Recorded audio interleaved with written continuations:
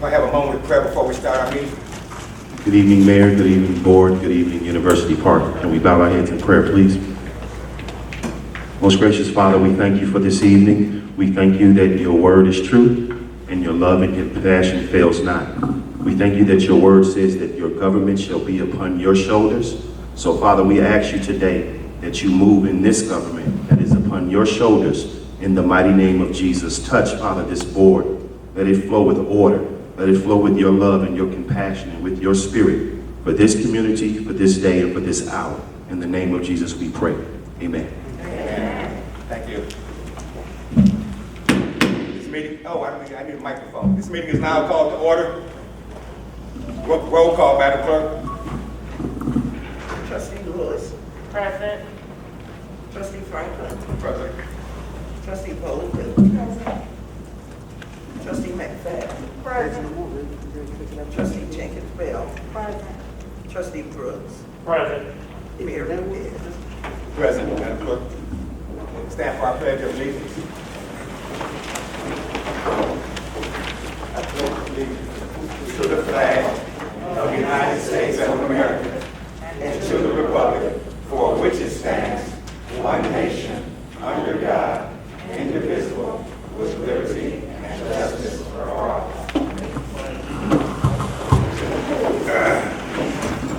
Thank you. Is there a motion for the approval of the minutes? Moved by Trustee Lewis. Is there a second? Second by McFadden. Questions? Roll call, Madam Clerk. Trustee Lewis. Trustee Franklin. Trustee Bolden. Trustee. Thank you, Trustee. Trustee McFadden. Trustee Jenkins Bell. Trustee Brooks. Both sides, Madam Clerk. Mayor Rudis. Vote side, Madam Clerk. Okay, we have general public comments. We're going to start up with Demond Lawhorn. Public comments have 3 minutes. Start at the sound of your voice. When the 3 minutes is up, we ask you to please be considerate of the others and close up. Thank you very much. Who's got the clock? You? They have it, Mayor. Okay, thank you. All right. Good evening. My name is Demond Lawhorn. I am 21 years old, and I'm the president of Generational Changers. We're a charitable group that does work not just in University Park, but all over. We're a group of optimistic young men and women looking to make a change, in not just our community, but all different types of communities. And about 2 weeks ago, we had our second annual charity basketball tournament, and we raised money for Chicago Hopes for Kids. And the profit, basically, it supports kids that are homeless shelters in the Chicagoland area, and it gives them a chance of having a real education, and give them educational purposes, and pays for them to go to school and things like that. And I want to really thank Ms. Keeley for helping us put it all together. She helped to put us the first one together, and she's been a big help towards my group. And she's been helping me since I was about 5 years old, I believe. So I just wanted to come up here and say that. Thank you. Thank you very much. Ms. Williams? Good evening, everyone.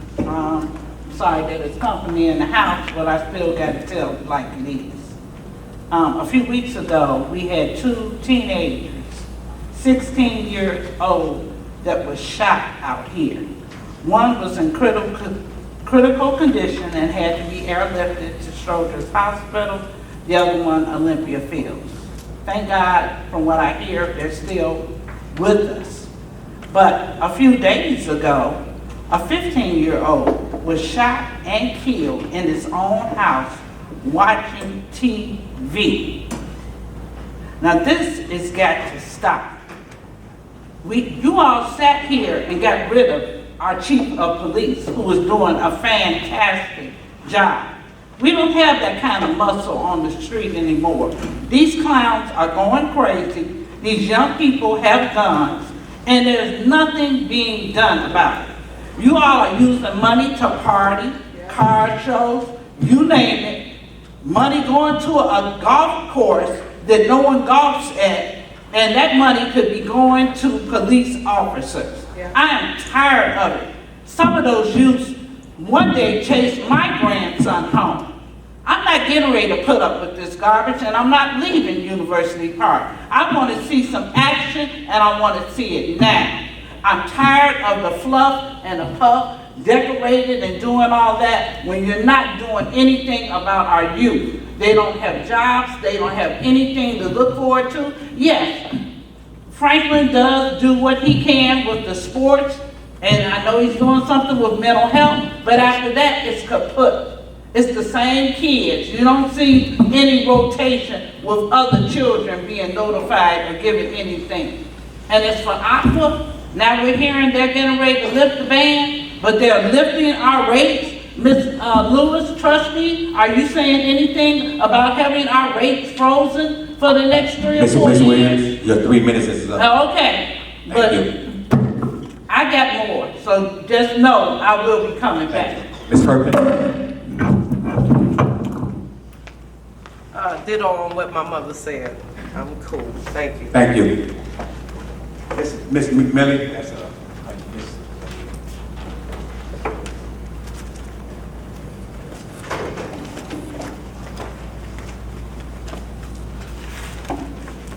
Good evening, everybody. I'm seeing some things that are very, very disturbing. I think every time I come up here, I've seen things that's disturbing since this guy been here. Hello? You know, it's something wrong, in my opinion, when you have a person that is a registrar who also ran for a position and was on the ballot, who also, this mayor, allowed staff from Village Hall to come around and poll watch while the person that's on the ballot is a poll watcher herself. Then on top of that, you have the mayor running around back and forth from all the polls. Something wrong with that. First of all, there needs to be an ordinance done where your staff, your Village Hall staff, or any staff for that matter, should not be working with the elections. Absolutely. That is a conflict of interest. Yeah, It also gave us a peek hole, Mayor, as to how you would probably run it, what, 23rd? 2023rd? Allow staff to be off and run around and do the polls? Don't like it. So there needs to be an ordinance done in regards to that. Also, D. Jones, glad to see you back. Still waiting on my FOIA in regards to the mayor having over $2 million. Over $2 million, you know that already. In the Mo's account. Still waiting on that. I put that in on the 8th of July. Also, I think we have Ontario here. Good to see you again. We haven't seen you since what, this guy got in? I'm also disturbed about what I'm seeing about you all appointing. How you gonna appoint a paying position that is not in the budget? Trustees, I don't care what he tells you, you can't do it. yes. You cannot. He cannot. I'd like to see Ms. that. Morgan, your 3 minutes You is up. cannot. Thank you very much. You cannot appoint Ms. Deborah J. a Stroud. position. You can't do it. You got to first put it out there. Ms. Morgan, I've asked you And respectfully then to stop speaking. Your you time go has through expired. those regimens. That's what you do. Learn how to be a trustee. Yes. Mayor, you have to be recognized. Yeah, trustee. And can I say something real quick, Ms. Trustee? And I would just like to say something, just for the record. Any employee of the Village of University Park can do as they please to do on their off You're time. right. On their off time, they can do We it see exactly that. as they please to do it. Right, Keith? Thank you. Wow. Thank you. I needed that. But they can't do their jobs. Hello? Hello? Mrs. Stroud. Oh, no, Trustee Jenkins, I'm sorry, go ahead. This past Saturday, Ms. Millie, I wanted to address Ms. Millie. This past Saturday, the Democratic Party of Momi Township caucused. And when we caucus, it's basically when we decide who's going to be the officers for our committee at that particular time. So what I did was, our trustee, library trustee Stroud is the 7th precinct committee woman. I am 6. We have Point Dexter. We have Miss Betty Wayne, and we also have Billy Morgan. So what I suggested was for them to reach out to the clerk of Will County, who is Lauren Stately Ferry, to come out and do a workshop on elections, rules and regulations, so the residents will know what can be done, what cannot be done, and how election polls should stand and what's legal and what's not legal, so there won't be any form of discrepancy in reference to what's going on in the polls. Our polls are skewed.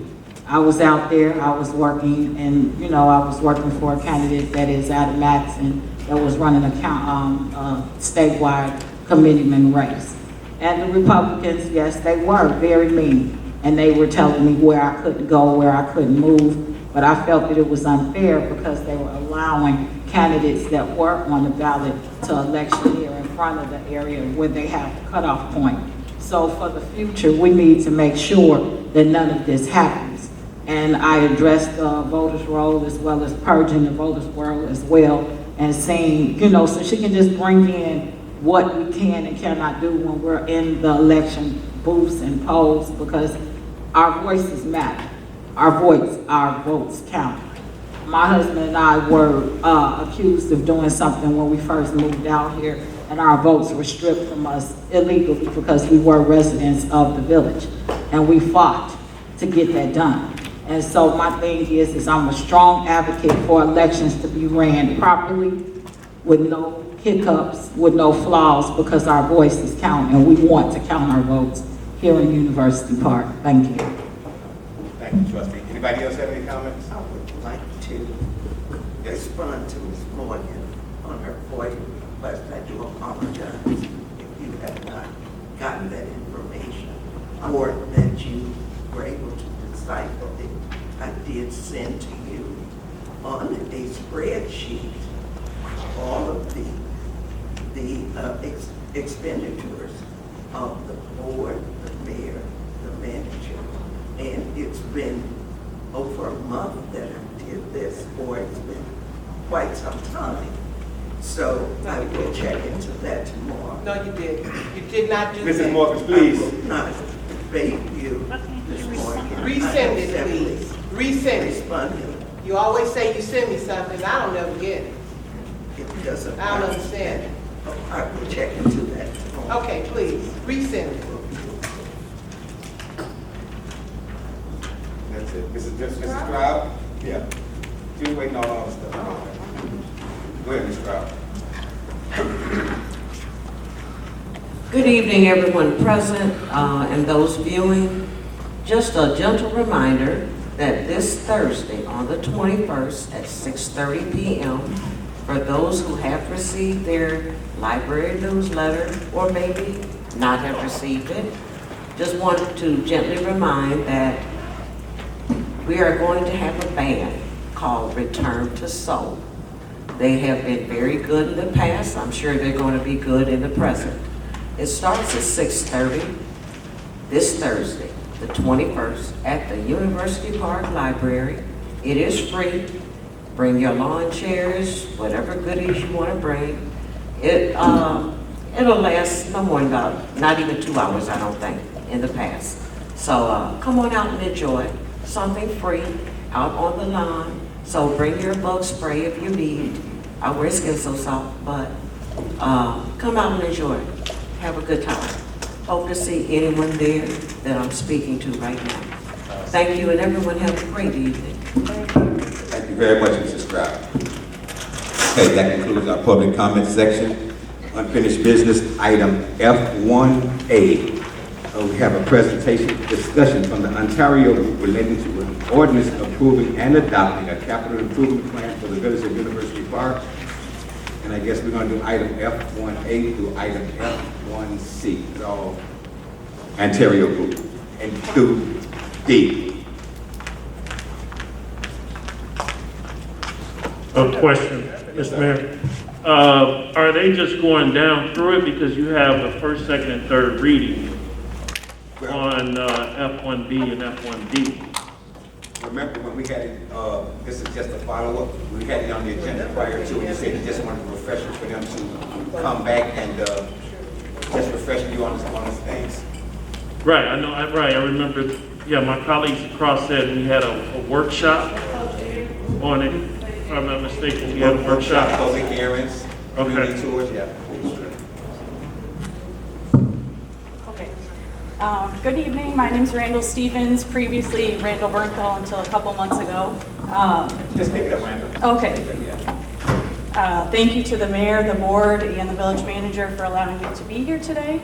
I'm also here every Tuesday. I know I don't get to see everybody. I'm here at least once a week, usually more than that. There's a lot going on in the village, so I try to do my best to keep up. And I know a lot of you are more familiar with Curtis Whittick, but he's at home with a new baby girl for the next few weeks still, so congrats if you're watching. So I'm just going to do a brief overview of the 2020 strategic plan and the 2021 capital improvement plan. I know it's been a little while and there was a nice long virtual break, so it's nice to be here in person with you again today. So to start, the strategic plan is really kind of more of the community-driven plan. This was the foundation of the capital improvement plan, so I'll kind of talk about the relationship between those and how they are designed to work together. The purpose of the strategic plan is to articulate a shared vision for the future of the community.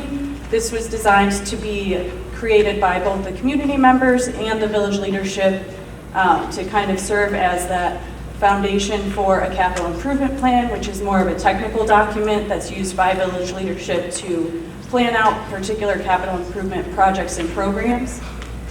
So through the development of the strategic plan, we came up with the vision statement.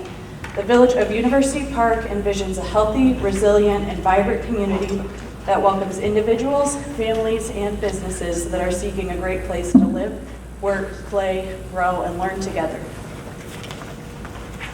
And as a part of that, we did implement a pretty extensive community engagement process. A lot of it had to be adapted because kind of in the middle of that, we know COVID set us back quite a bit, but we were able to find some innovative ways to keep that feedback going. So this did start with a kickoff meeting in November of 2019, followed by a community workshop in March of 2020, just before the pandemic hit.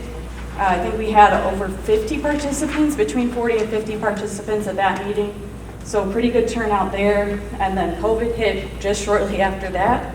And we had to adapt to kind of make sure that we were able to continue that engagement, get the feedback, because this plan is really the fuel for funding to implement a lot of the projects and programs.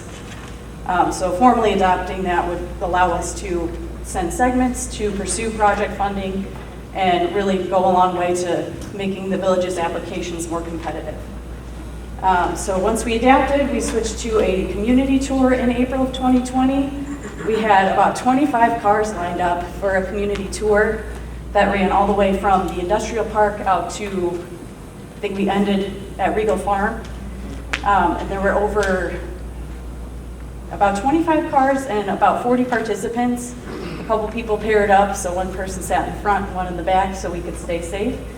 And just went to some of those, from that first workshop, we went to some of those more priority project areas and talked more specifically about improvements that we wanted to see at the parks or at various points of interest that were talked about at that first workshop. And then from there, we did another community tour in August of 2020. It was a combination of some walking groups and golf cart tours. So there were a few groups that went out and took more notes and kind of drew on some maps to see where other improvements were needed. And then in addition, I think it was out for a little over a year. We had a survey that was issued, distributed at some of the food distribution events that happened through COVID. We were able to help attend those and just stuck some of the surveys in the bags to get them as far and wide as possible. We got 174 responses, and over half of those were from University Park residents. Others were people who enjoy visiting University Park and use a lot of the public facilities here. And from that engagement, we identified 7 planning priorities, which included community identity and quality of life improvements, transportation and mobility, utilities and infrastructure, land use and development, housing and neighborhoods, economic and workforce development, and parks and natural areas. Those seem to be kind of the big categories that people wanted to see improved. And from that, after I think the second or third workshop, we got more specific with goal statements for each of those categories. So for community identity, we wanted to enhance University Park's image within the South Suburban Chicago region by elevating the community's distinct sense of place and community character, which through the feedback, we heard a lot that that's what residents love about living here. For transportation and mobility, we wanted to create a seamless transportation network that supports equitable mobility and economic opportunity for all. That includes motorists, pedestrians, anyone who travels from one side of the village to the other, all ages, all abilities. Utilities and infrastructure, achieving and maintaining compliance with regulatory agencies. This section was specifically designed to hold Aqua to a higher standard and to kind of push them to rectify what should have been done a long time ago. Land use and development is to promote a resilient land use pattern that balances new growth, infill development, and the preservation of open space. For housing and neighborhoods, develop and maintain housing and neighborhood amenities in a way that supports healthy and active living for people of all ages. I had a PowerPoint presentation, so that's why I'm looking at my notes. I'm happy to share that with you all afterwards as well.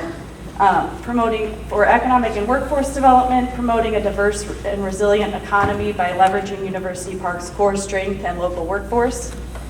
For parks and natural areas, we wanted to create a network of well-maintained and accessible parks and natural areas.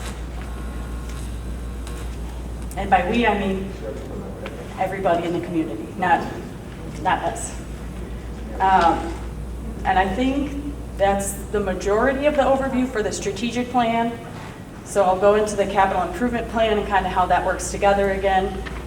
We were able to start development on the capital improvement plan partway through the strategic plan to make sure that those plans operated together.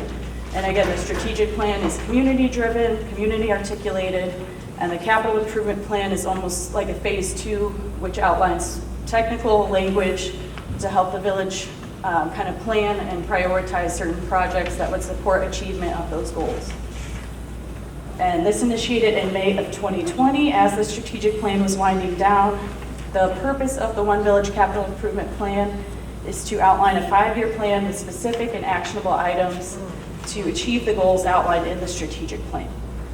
The objectives of this plan were to develop a list of capital projects that align with the priorities outlined in the One Village strategic plan, identify immediate health and safety concerns, provide residents and businesses with information about municipal infrastructure improvements in the interest of transparency and better communication, equipping village staff and leaders with project scopes, cost estimates, and other information to guide forthcoming budgeting and capital improvement planning efforts.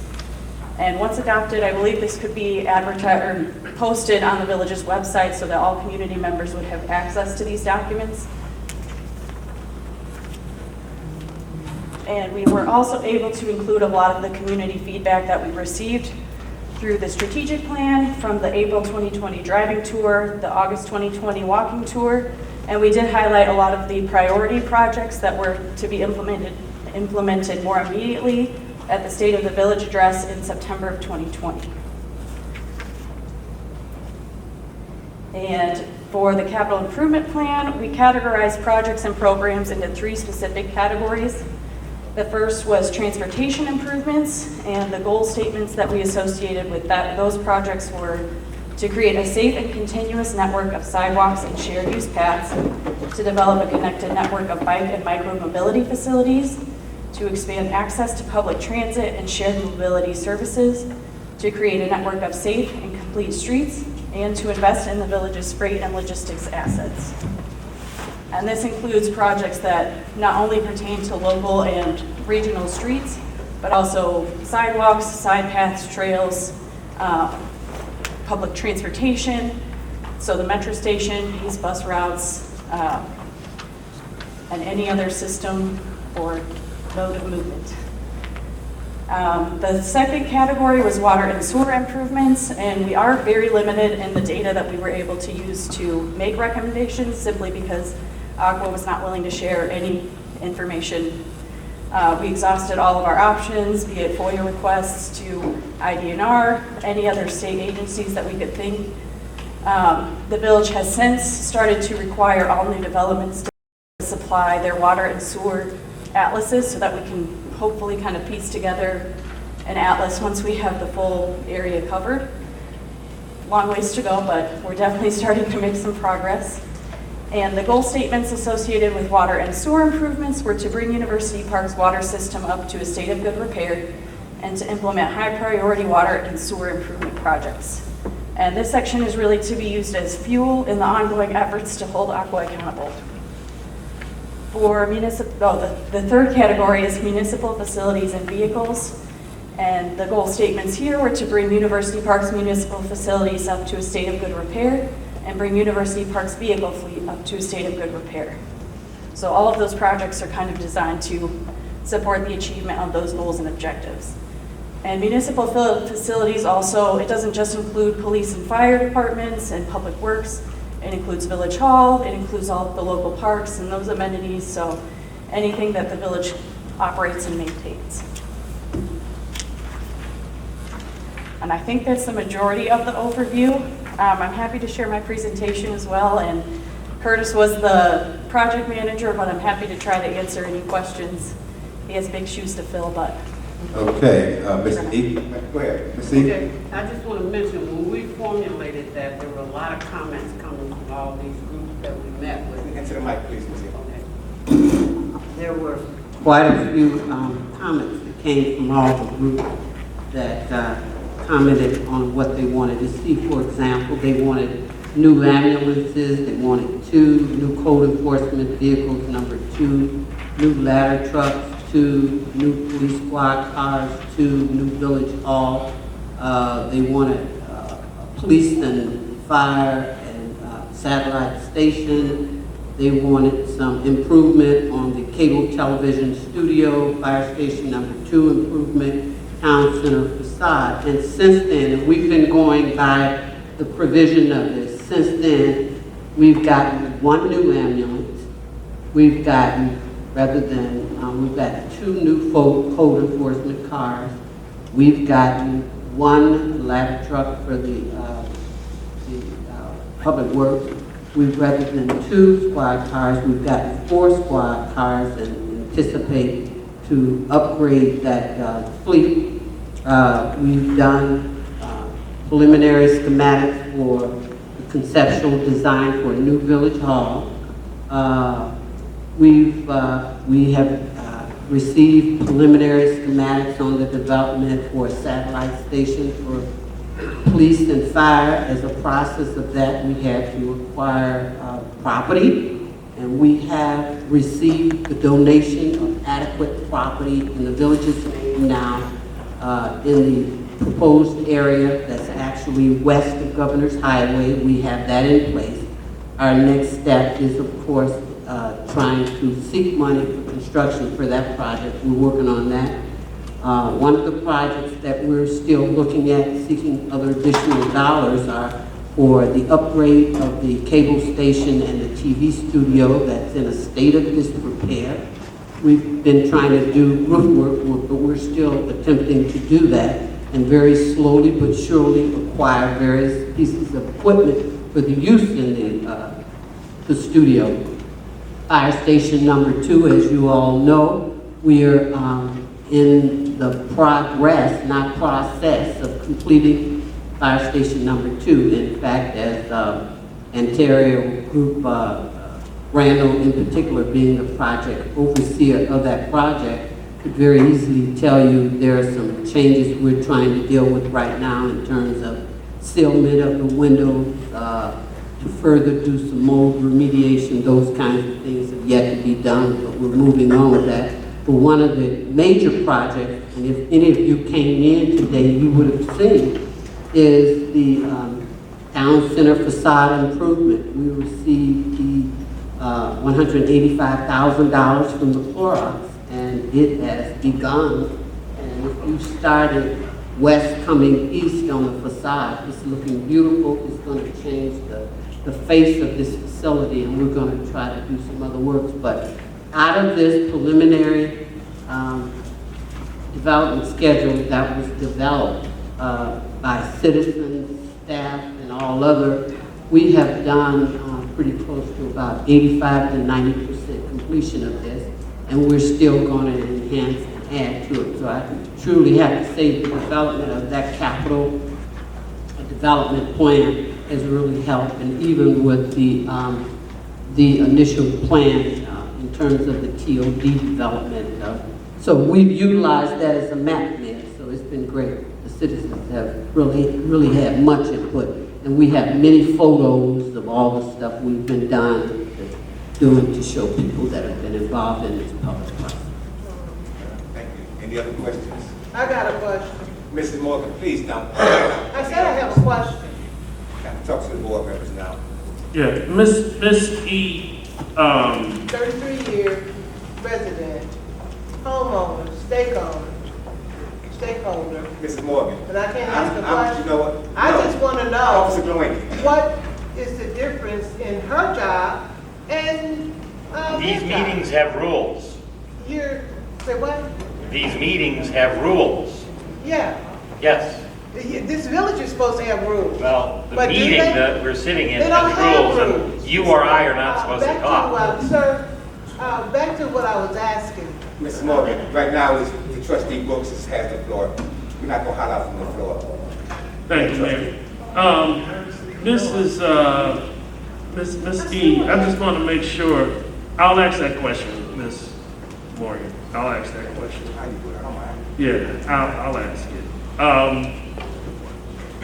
To my question first, Clorox, to my understanding, when we came to that agreement, we're supposed to submit a letter, am I correct? And then they reimburse those funds, am I correct on that?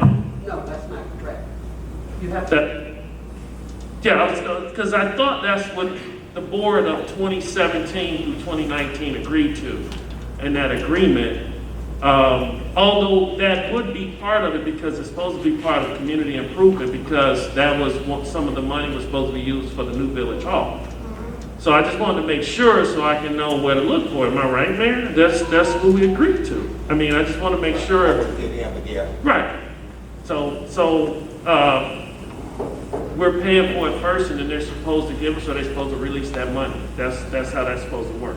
Not according to the agreement. That's the way the initial proposal was submitted, and it was rejected because it did not adhere to the agreement that was passed by this board. What it said, what the agreement said is that you have to submit your proposal to Clorox, who was a board, whoever was established to review it according to the initial agreement. And at such time, this oversight board of Clorox will in fact agree. When we initially asked for sort, they rejected it. They rejected the town center, or? No, they rejected, something was submitted prior to me coming in. I resubmitted. A project? Yes. And it's a possibility. I just want to make sure because we're telling the residents, I want the residents to know what it was because I was there. And so when you say that Clorox paid for it, you have to understand that once we leave this board meeting, people are going to ask that question, and I would like to be correct. He did, 100%. Right, they will pay 100, but we were supposed to advise on it. So I want to make sure that it is correct when we do say these things, because once we leave here or that camera turns off, people do hit play, they do look at it again, and it becomes a issue, and then it makes it seem like the board members are oblivious to how things are working up here. The cars, and even though that's in the capital plan, you know, I'm pro-police. Are we increasing, are we going to, well, I think we're going to discuss that tonight, if I'm not mistaken, but I don't think that was written into the capital. I see Madam Clerk shaking her head no. I think because the car leases is in there tonight. Okay, yes, so I didn't know if we had that in there, because one thing that I keep emphasizing is that University Park is growing. I know that 20 years ago, there was this thing of we buy one car, we buy two cars. It's just not going, University, if we're at the point that we're at least 5-6 down in manpower. So there's no way that we can keep going with 4. I would like to thank you, Missy, because I think it was a Friday, we were on the phone when we were talking about 2 and you went to 4. I actually was shocked that we did that, because I know you were stuck with 2. But I think at this point, though, we need to increase that fleet. I'm wrecking my brain. I do remember the capital plan, so if I can get a copy of that before I vote, or just take a skim over it. Check your email. Check your email. And these were.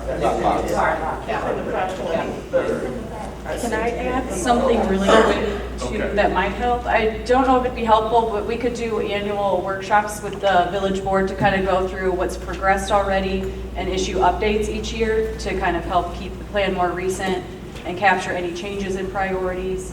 But we'd definitely be happy to do that. Okay, because that's what was baffling me a little bit, because now The strategic plan and the capital plan is in both your Dropbox and your email. Okay. I sent them in April. I sent them again before the scheduling meeting for July. So Okay. check your email.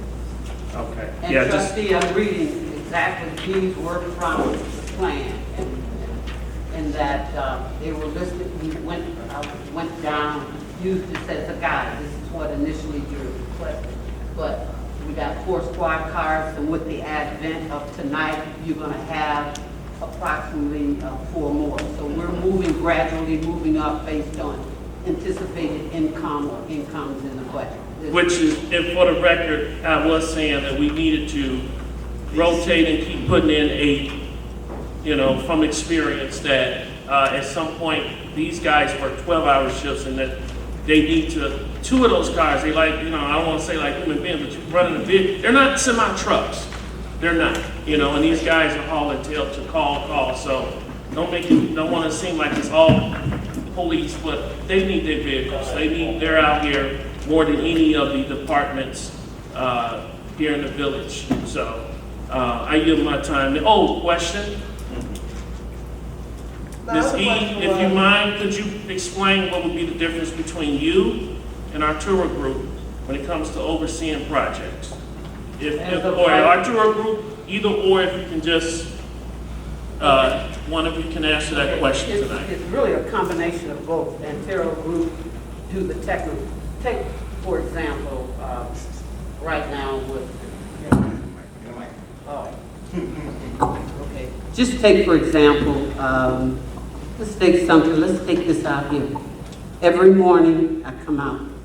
Every morning I do visual inspection, what we call windshield inspection. I make my notes. I go in. Randall, highly technical with the engineering, comes out. She takes her pictures.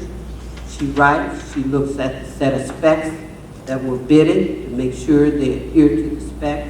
She determines at what level they've completed the process. So I don't intercede, but we talk about it all the time. She doesn't move forward and I do this. So we both are involved in it. I involve myself the days maybe she's not here, and then we talk on the phone every day, and then she's out here. So she's like a right-on person for me. Sorry, Randy. No, that's okay. Mr. Mayor, I yield my time. So you're aware that this is All right, thank you. You're aware that this is rotten wood? that they're covering up with paper, Ontario? I got video. Anybody else have any other I comments? have the video. I'm speaking to Ontario now. They are replacing any of the boards Mrs. that are deemed to be rotten. No, Mrs. all Morgan, of you it just is don't fine. get I it. have I'll the take it. video. Mrs. Morgan, please. Mr. Sevier.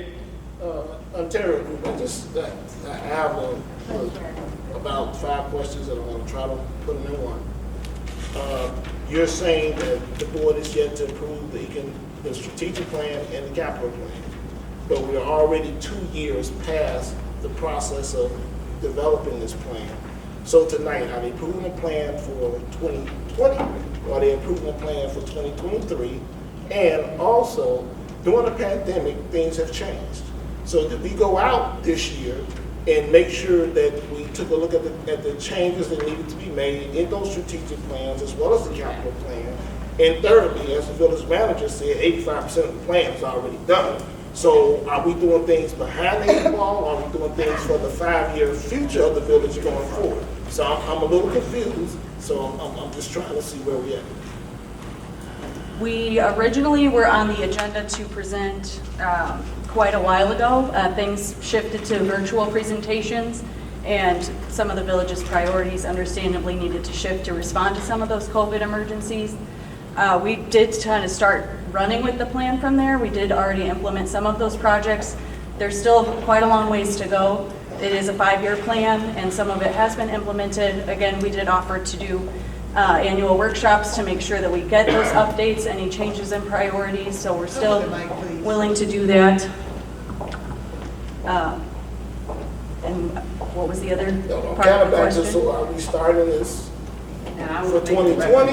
Is the plan that they're approving tonight, is it a 2020 start or is it a 23 start? Where does the 5 years end? Does it end at 25? Does it end at 28?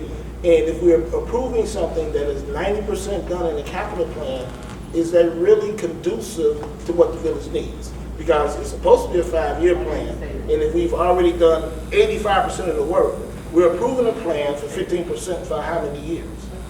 And by the way, you said you had 40 or 50 people. So we did a plan with less than 1% of the community involved in that decision. And as a resident here, I don't recall any invite and for any information related to this. So I'm just a little concerned. I'm just trying to get my dates and times together because I feel like we're about to approve something that's outdated. And it's not going to be on these for 3 years or 5 years. So I just need some help into what this board is about to approve so I know how far out this horizon is going to be regarding me being within this community. Let me correct something, Mr. Savier, thank you. I was speaking to a Terrell group, excuse me. But, I was speaking to a Terrell group first. Yeah, let's not get confrontation. Okay, Right. but he said that I said 85% of the plan was complete. I did not. I said this as part of the capital improvement plan. 85%. This list that I just read out had been completed, 85% of this. I'm specifically dealing with this capital outlay list that I have that's a part of the plan. But there are other parts of the plan that the board has in their possession. Yes, only a small portion of those projects have been implemented. It is going to be a 2020 plan because that's what we were contracted and asked to do. We just weren't able to get it approved any sooner than now. But the timing is perfect. There's trillions of federal dollars coming out into state grant programs. This plan would position the village really well to obtain those funds, to implement the rest of those projects, and to extend the useful life of that plan. And we're also, again, willing to do annual updates to make sure that it extends the useful life of that plan as long as possible. And we can only invite as many people as possible. We posted flyers all over. We posted on all of the village's social media accounts. I believe we also handed out flyers at a few of the volunteer events that were going on in the village. So other than that, I'm not really sure how to reach every resident in the village, but always happy to hear more feedback and incorporate it as much as possible moving forward. My fifth question. Have a workshop with the Mrs. Morgan, residents. Go ahead. They'd be open to that, absolutely. That's what needs to happen. And my last and fifth question, and I'm done from that standpoint. Speak up, Dave, In terms of, in terms of you going out to get the dollars to do these things, we need to to have unqualified audits on file? Or are you telling me you can get these dollars without having unqualified opinions on file? It does depend on the program. Please speak in the mic, I can't hear you. It depends on the program. Ms. Morgan, this is the last time you ask me, you're gonna have to leave out. Take out. I'm listening to Take out. some real talk. Take out. Take out. Take out. She has to leave. I'm gonna sit on the floor. Thank you very much, Randall. That was a good presentation. I understand what David is saying too, not going in the rearview mirror, but moving ahead. Does anybody else have any questions of Randall? Trustee Jenkins? Because you're about to sit right in your floor. Please, I have a dress on. I don't want to move nobody. That's good, Randall. Thank you very much. Thank you. I like to move. Thank you, Brandon.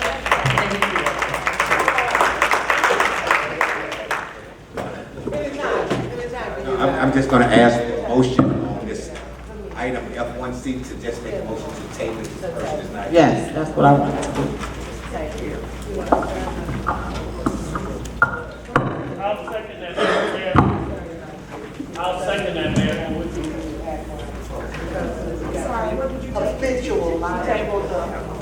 I'll second that, Mayor.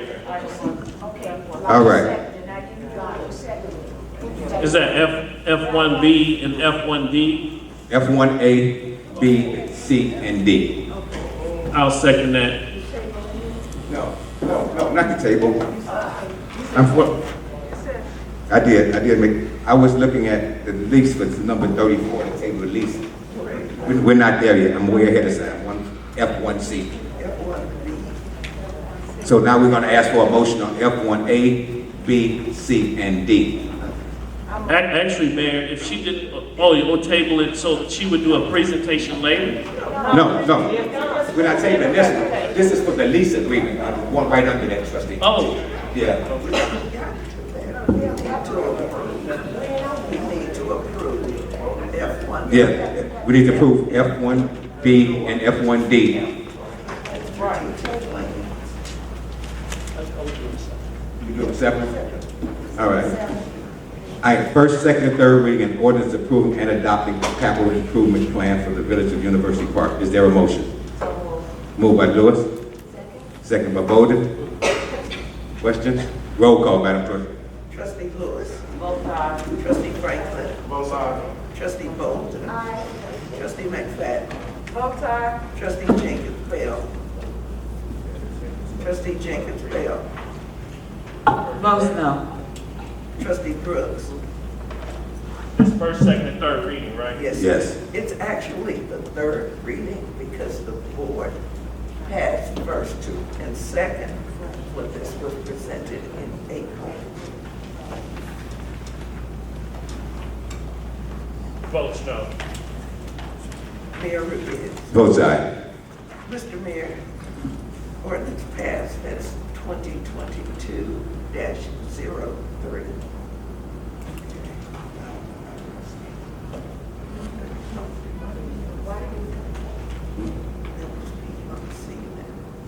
Okay, presentation, discussion from the,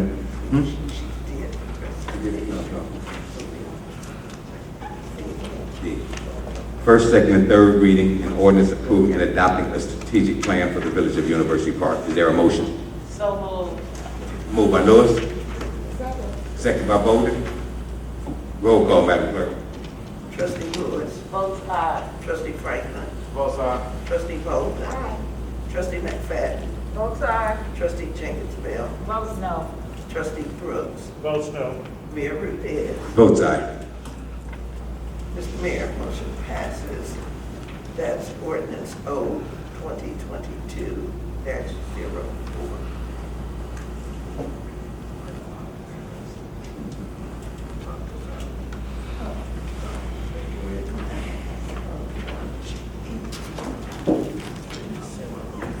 First, second, and third reading of ordinance. Okay, this is the one we asked at the table. This is the one we asked at the table. Can I have a motion to table item F1E? Moved by Trustee Bowden, second by Lewis. Roll call, Madam Clerk.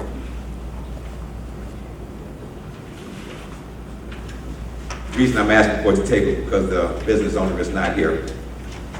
Talk about her new joint venture. Trustee Lewis. Trustee Franklin. Both sides. Trustee Bolden. Trustee McFadden. Both sides. Trustee Jenkins Bell. Trustee Jenkins Bell. Trustee Brooks. Both sides. Mayor Rudez. Both sides of the table. Item F2A under the new business, first, second, and third reading, an ordinance authorizing the disposition of personal property of the Village of University Park. Is there a motion? So moved. Moved by Trustee Lewis, Second. second by McFadden. Roll call. Trustee Lewis. Both sides. Trustee Franklin. Both sides. Trustee Bolden. Trustee McFadden. Both sides. Trustee Jenkins Bell. Both sides. Trustee Brooks. Both sides. Mayor Rudez. Both sides. Mr. Mayor, that's ordinance O 2022-05. Okay. Item F2B, first, second, and third readings, an ordinance granting a special use for a group care home and a reasonable accommodation for the property located at 545 and 555 Burnham Avenue. Is there a motion? So moved. Moved by Trustee Bowden, Second. second by Trustee Lewis. Question? Yeah. Yes, Trustee. Mr. Mayor, did they, I see Chairwoman Martin, they had did they have a virtue hearing on this one? Was it done over Zoom, if I'm not mistaken? Yeah, I think that, yeah. Are they too gonna start returning back to the 90 Town Center at some point? Yes. Because the reason why I say that is that just, you know, we're meeting, they can start meeting in person too. Let's be fair about it. Okay, that's all I had in my notes. Okay.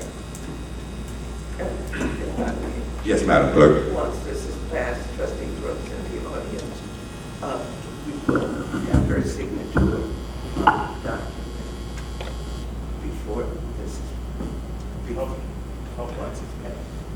Thank you. Okay. Is there a motion? Oh, it's done. Roll call. Trustee Lewis. Both sides. Trustee Franklin. Both sides. Trustee Bolden. Trustee McFadden. Both sides. Trustee Jenkins Bell. Both sides. Trustee Brooks. Both sides. Mayor Rudez. Both sides. Mr. Mayor, that's ordinance O 2022-06.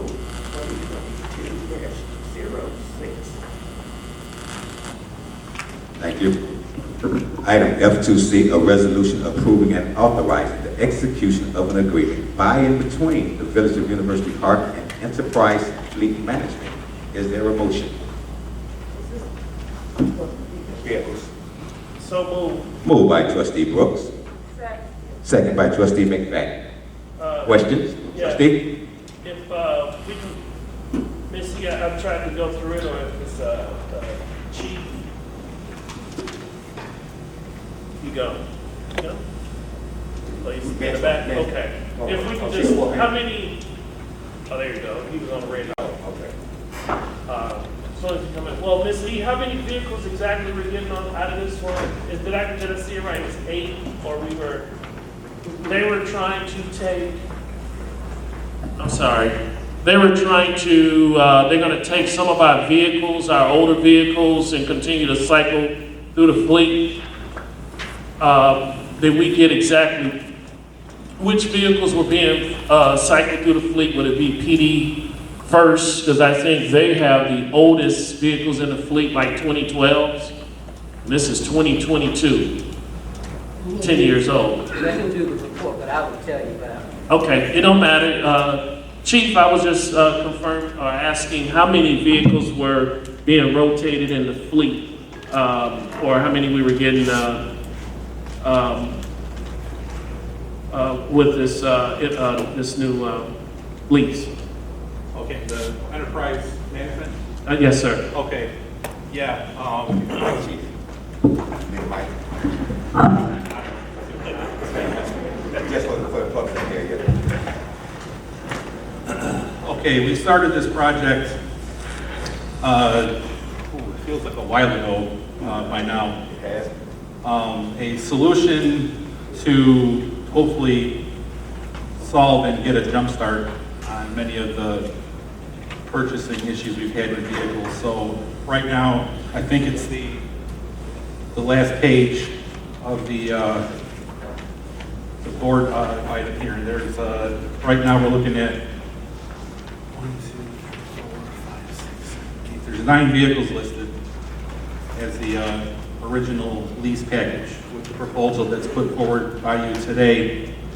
We're looking at 4 vehicles for the police department, 2 for fire, 1 for public works, and then 2 for village administration.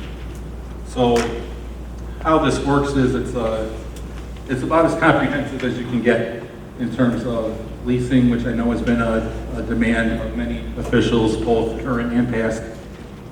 And along with that comes the maintenance and the upkeep. That's one more thing that's going to be documented, logged by enterprise themselves. Typically, we've had Public Works do the PMs on the smaller cars with their staffing challenges, much like ours. We're hoping it's one thing we can take off of their plate for those guys and get the vehicles maintained, which increases their value, makes them worth more when we turn them in. So you're looking at a monthly lease for these vehicles of just a little over $7,000. Now that may seem like a lot of money, but I promise you, so far this year alone, the village has already spent that money. It's being spent chasing constant repairs and breakdowns on old vehicles. And this is a chance for us to start spending dollars by investing in something new, something modern, and we can adjust this from year to year as we go. So right now, this is just the initial plan to get in terms of dollars, the worst vehicles out of our fleet and get rid of those high maintenance tags. And I'm serious. We have a group of 2016 interceptors being used by police and fire. We noticed that once one of those vehicles has an issue, the other 5 are going to experience that same issue within weeks, within months. And we're not talking small items anymore. We're talking transmissions, radiators, just brakes and tires on these cars can be expensive. So everything is built in to this program. Vehicle acquisition, licensing, titles, maintenance programs, and even the aftermarket upfitting that police and fire are going to need for their vehicles. It's all included. So it is my understanding that once this is approved, the monthly payment is made, and that should be it. So as we build into this program, if we continue to go year to year, like I hope we do, we're going to start building equity into our vehicle fleet. The vehicles, when we are done with them, they're going to be worth more, which means that's more money returned back to the village. What the village does with that money moving forward is it's up to you. You know, it's costs not being spent on maintenance that could be spent elsewhere. It's money that could be rolled into the purchase next year for the next group. And once we get rolling on this, you know, we could determine that one year we may need 4 more vehicles. We may decide we only need 3. And it fills a lot of gaps because right now there's a vehicle slated for lease for the mayor. Technically, the village hasn't supplied the mayor's office with a vehicle. He's still driving the vehicle that was on lease for IT. Same thing with the manager. There's going to need to be a vehicle there because that vehicle is going to rotate back to code enforcement. So we're acquiring what we need, but we're also filling gaps along the way. So that's the technical side of how it works. Any questions on, you know, the agreement or any language there or how that process goes, I would have to turn that back over to the manager. Is there any other questions? Thank you, Chief. I just want to say, I got here in 2017, This is July 19th of 2022. Thank you, board. I've been preaching this for the longest, and we finally got a lease on these vehicles because 5 years ago, I mean, we still were running around in garbage. And even now, when you look at bills payable, he's correct. Why are we pumping out 12, 13, 14,000 every bills payable for one squad car when that can go into vehicle or leasing a vehicle for the city? So my point is that democracy takes time, and I'm voting yes tonight, but I am so happy, and it's a shame, but it took 5 years. I yield my time, Mr. Mayor. Okay. Is there any other questions? And Brian put that plan together, like he's doing the presentation.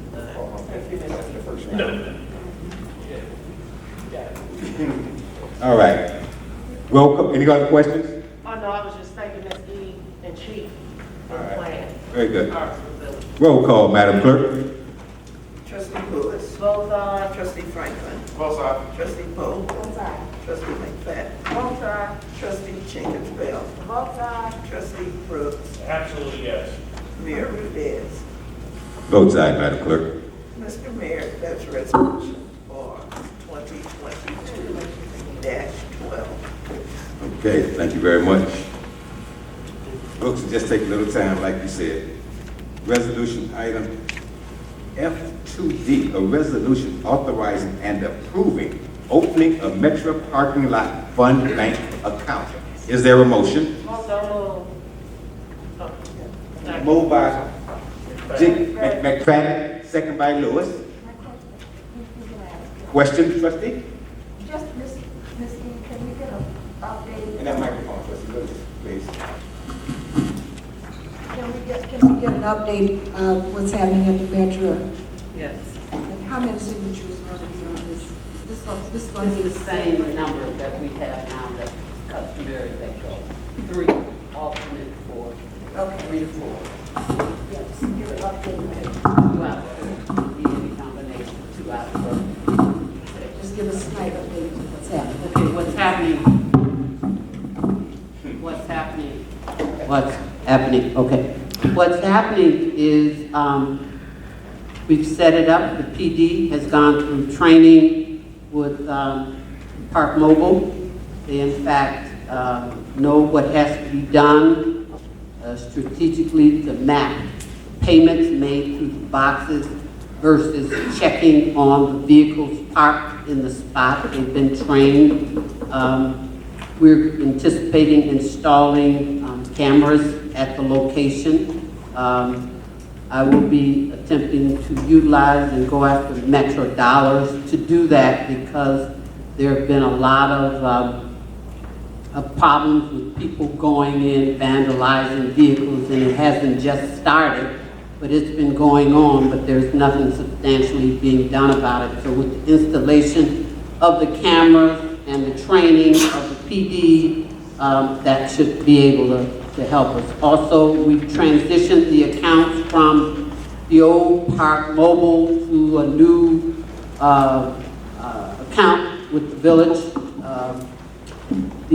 As we speak, the balance of the signs will be put up. Now those people can do both.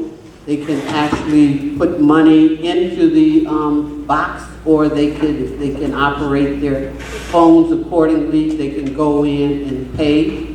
There are provisions set up for overnight parking, or multi-day parking for the Metro station. The collection currently is being done by 2 bonded people, so we'll have to transform that. And also, there's always a police officer on site as that is being done to monitor the collections, and they're set in at this point. I mean, there's been some assistance with counting of the dollars. We are just waiting on the board to approve the account so we can deposit the monies in the accounts. it has to be a separate fund. That's why we're asking the board to approve this separate fund. I saw one discrepancy, Microphone, please, yes. I'm sorry. Just- That's where. So there's one discrepancy at Metro, which is the numbering of the cars in the position. There are several plates missing, so you don't know where your money goes into the box. And some of the plates are slid so far, it's like 4 or 5 tags in one car box. So that's a problem that I saw. I just recently started riding the train, so just taking notes as I ride. Throughout each row. So we have to correct that going down the rows because they are not in the correct position. You didn't take the pictures. Yeah. So a lot of the riders don't know where to put their money in the box, so they don't pay. They just go straight to the train, so we're missing out on money, literally.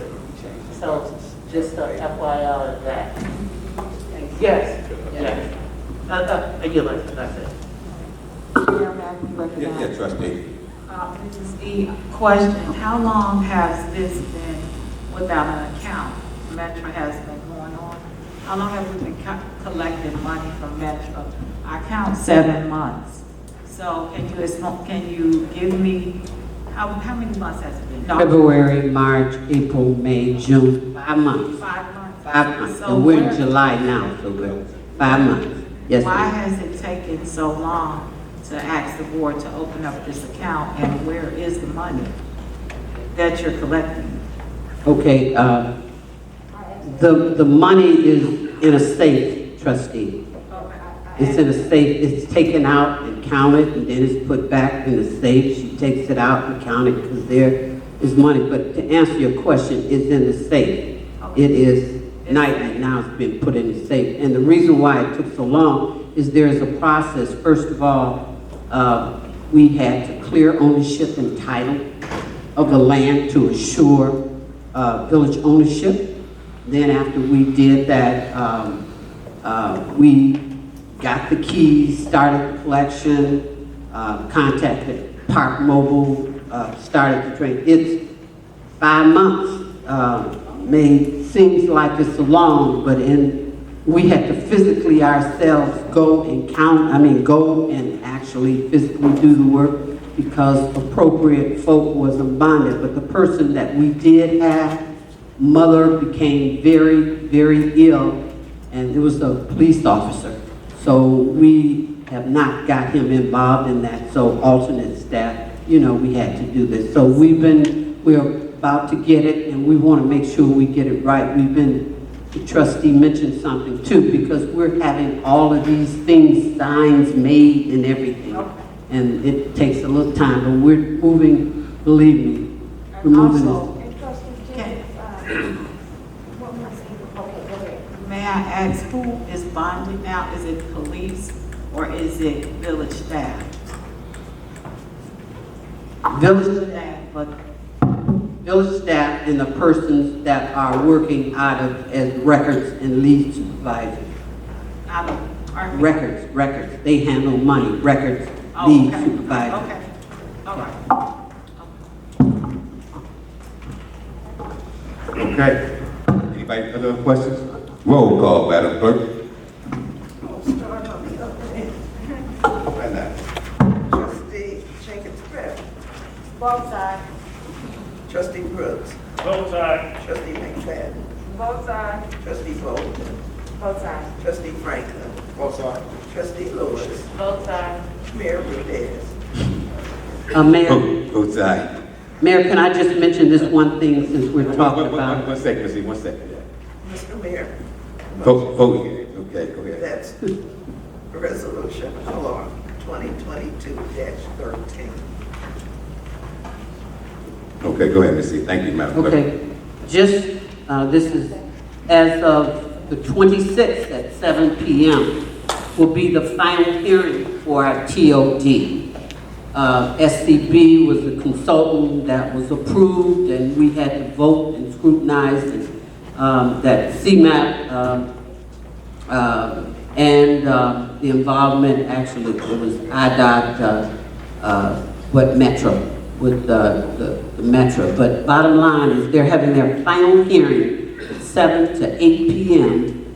Community meeting number 3. This is our final hearing. So this is the last opportunity anyone will have on making comments on the proposed TOD area. That's a 1/4 mile in circumference around the metro station that incorporates housing, commercial, other recreational. It's a combination of it's all.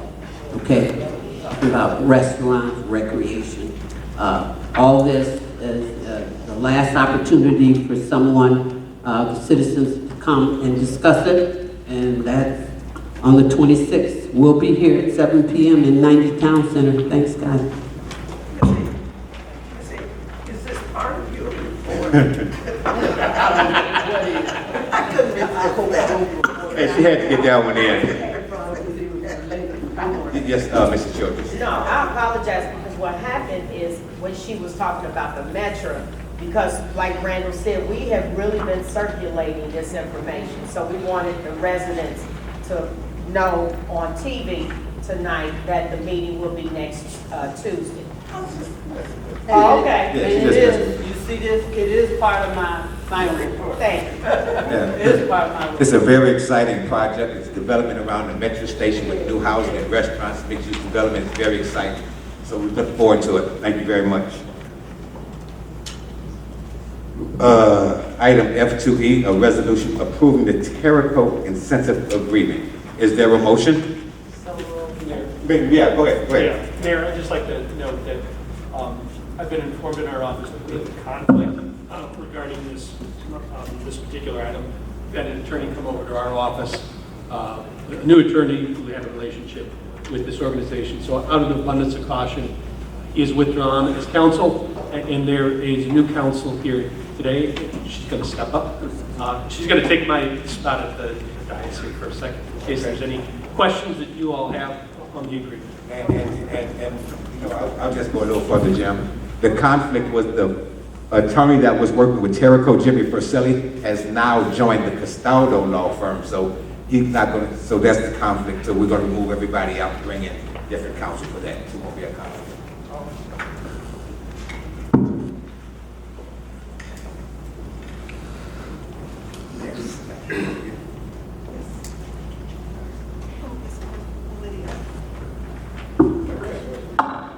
Sorry, I apologize. My name is Olivia, O-L-I-V-I-A.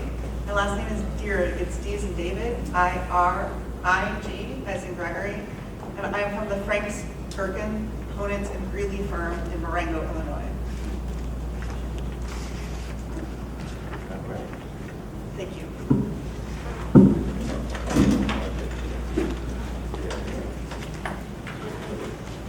Okay. All right. There's a motion on the floor. There's a motion. We need a motion and a second for item F2E, resolution approving Terrico incentive agreement. Is there a motion? So moved. Moved by Lewis. Second by McFadden. Second by McFadden. Questions? Yes, sir.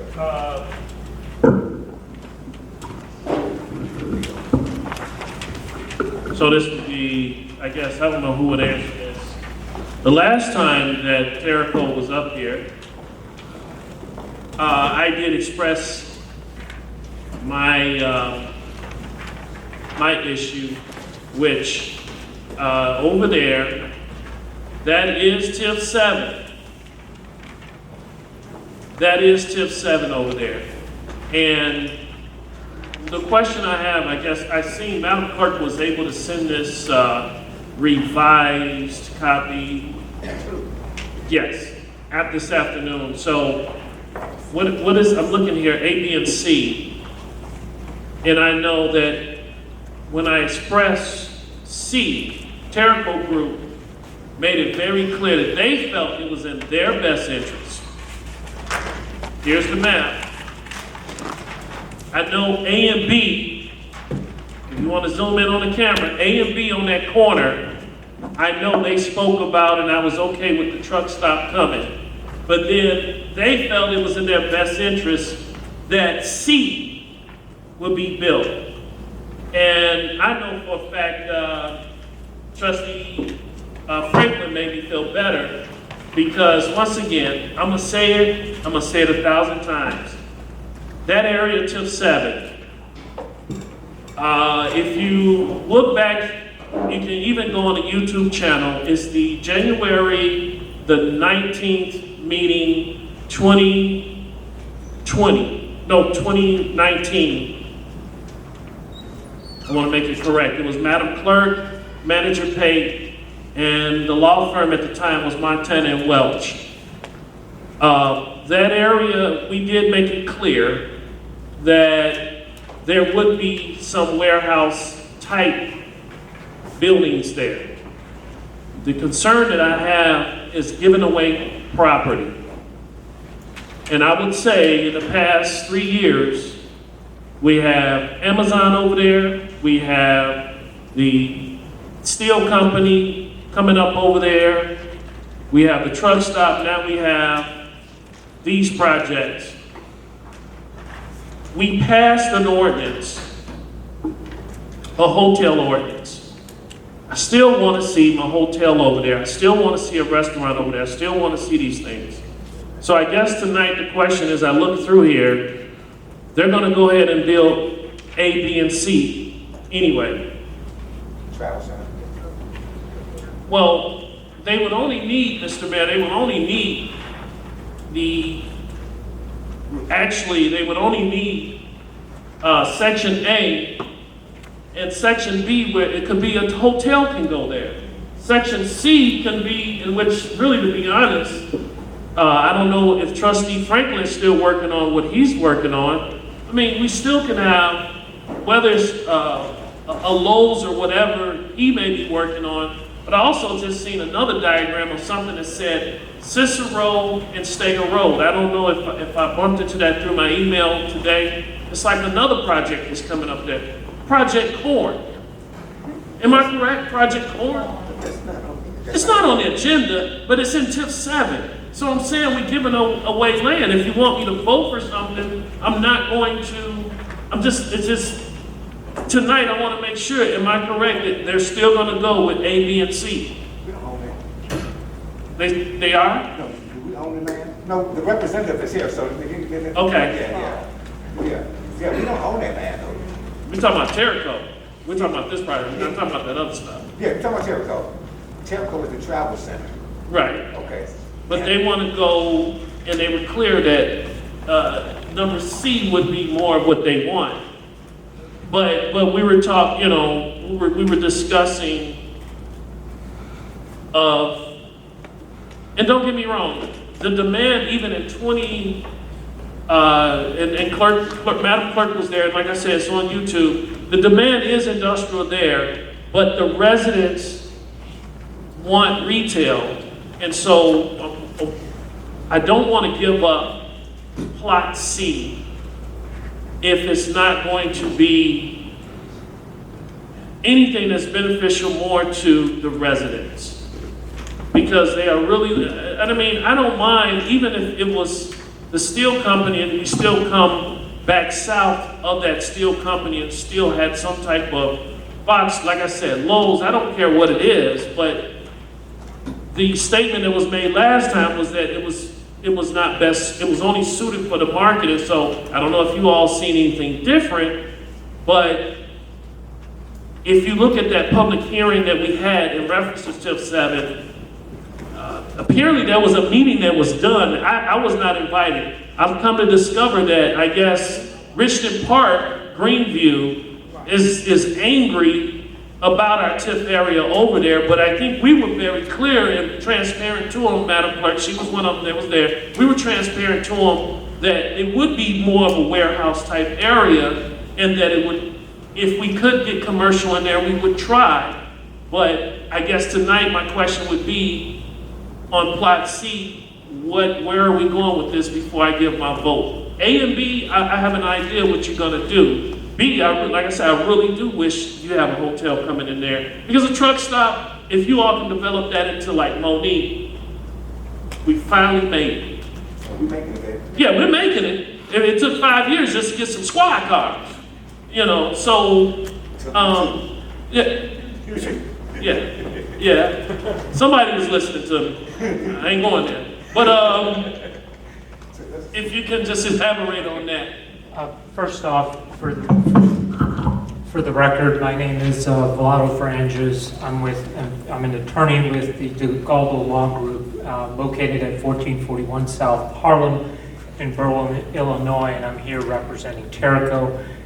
Dan Wander, who was before you last month and the previous month, addressed that question. The plan is to develop Area C into industrial warehouse at the current time. That is what the market is supporting at this time. I mean, I can't dispute it, but, you know, we told the developer, we just kept telling the developer no until, you know, he waited until it was a new board, but, you know, I mean, hey, you know, it is what it is, but I really feel the people's pain. It would just be great for us to have our own hotel, our own McCormick Inn over there or something. Lot seated, it could be a McCormick Inn. I'm looking at it. It's a large area. Yeah, Amazon Fresh Grocery Store. Yeah, you know, so, I mean, we're running out of options. Tip 7, one more giveaway, and Tip 7, they don't even talking about it no more. That's just my opinion. I watched it begin, and, you know, I'm sure it won't be the end, but, I mean, I just would like to have seen more commercial over there to give a yes vote. I'm all for the truck stop. More retail, you mean? More retail. Yeah, it's coming. You know, Trustee Franklin had something, but, you know, I just feel when someone feels that the market, they feel like the market suits them as the developer.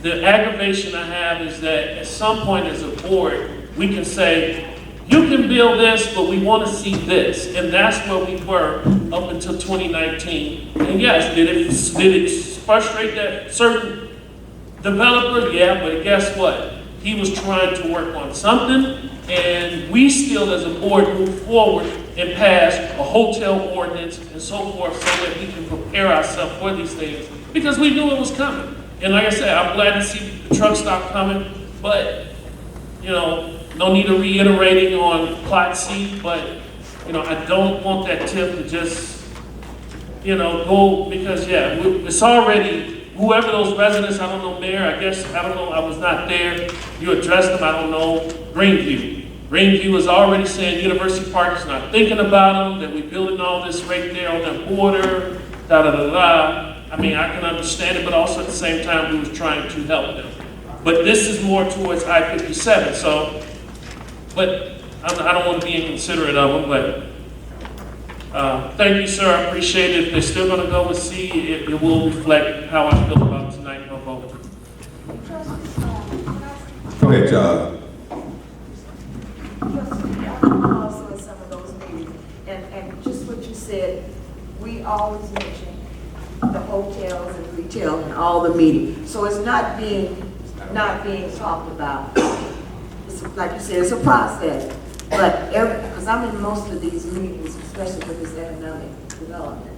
So we do bring that to all the developers' attention, and it's being discussed. So we don't forget. It's always on the front. Just FYI. I believe you.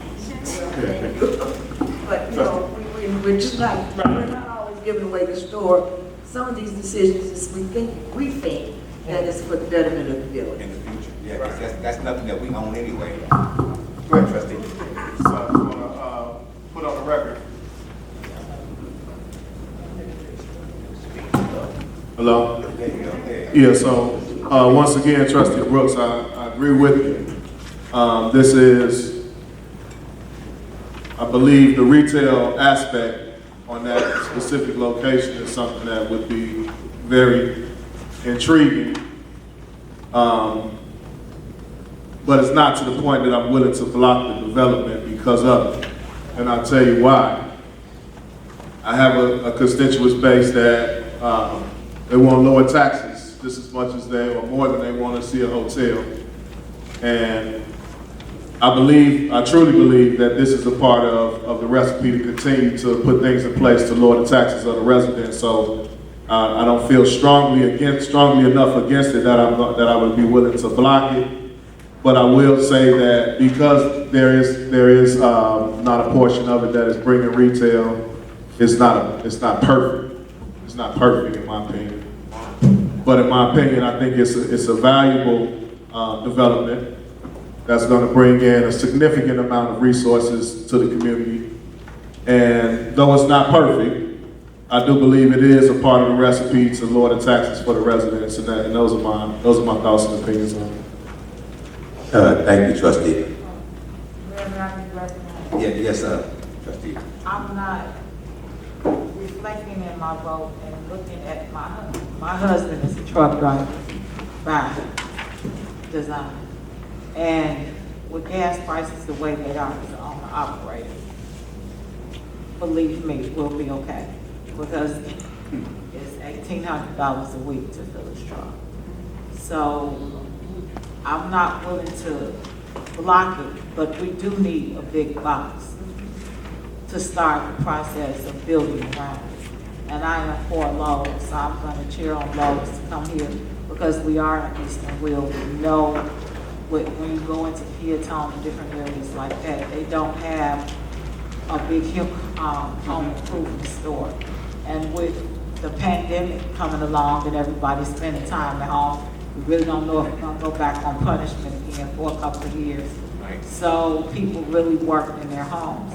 And when you look at what Matson received from Menards and Home Depot and all of these retail companies and Pete's and different things, that's recession-proof revenue. And that is exactly what this village needs. We need to, everything is not perfect, but the taxpayers need to know that we're trying and we have to start somewhere. And we're gonna move from where we start. So, I yield my time. All right, and thank you, Trustee. And just want to reflect on just a few items.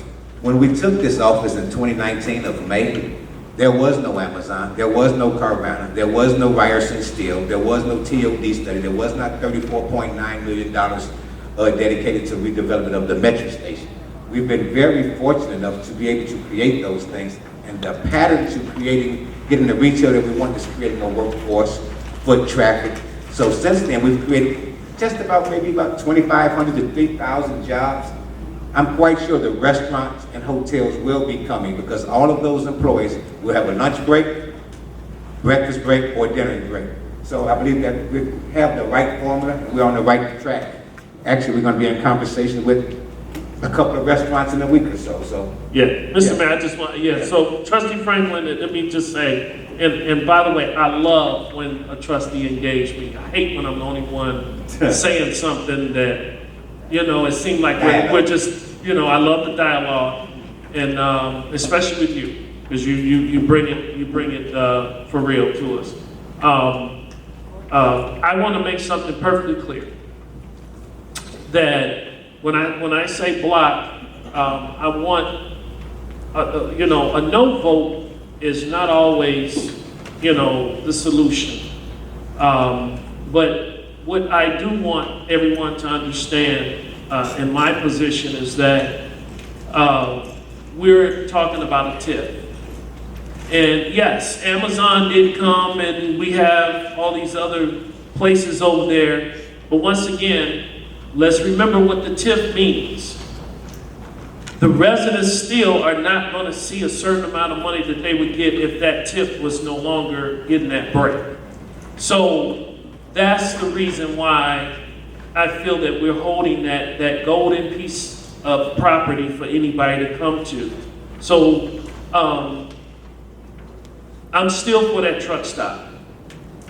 Tonight, I just had an issue about Plot C being thrown in there and Plot C being filled that they felt it was better for the market, but what are you putting there?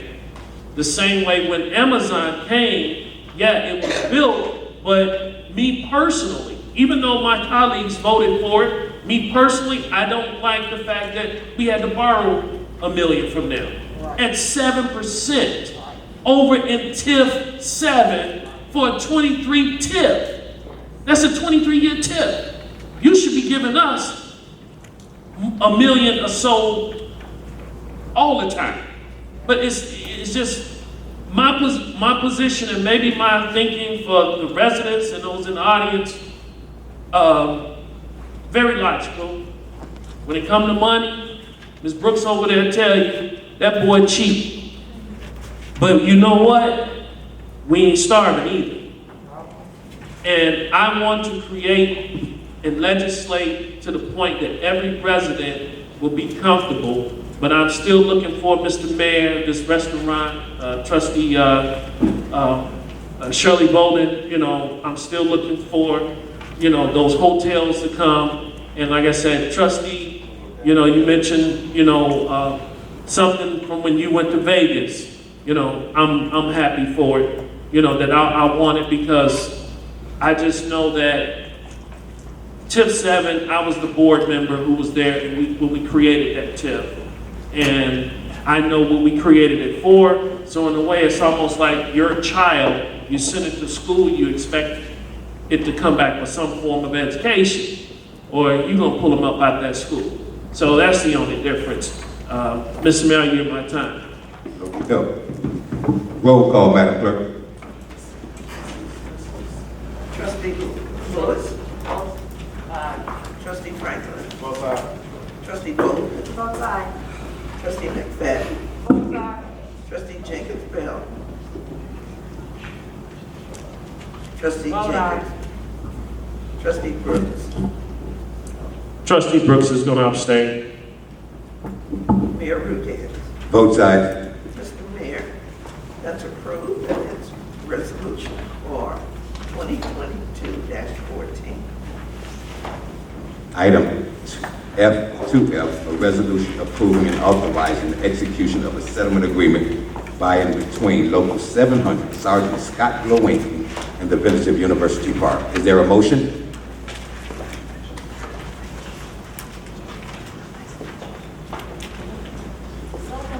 Move by Trustee Bolden. Is there a second? Second by Trustee Franklin. Question, Mr. Mayor? Yes, sir. That's not going back there. Yes.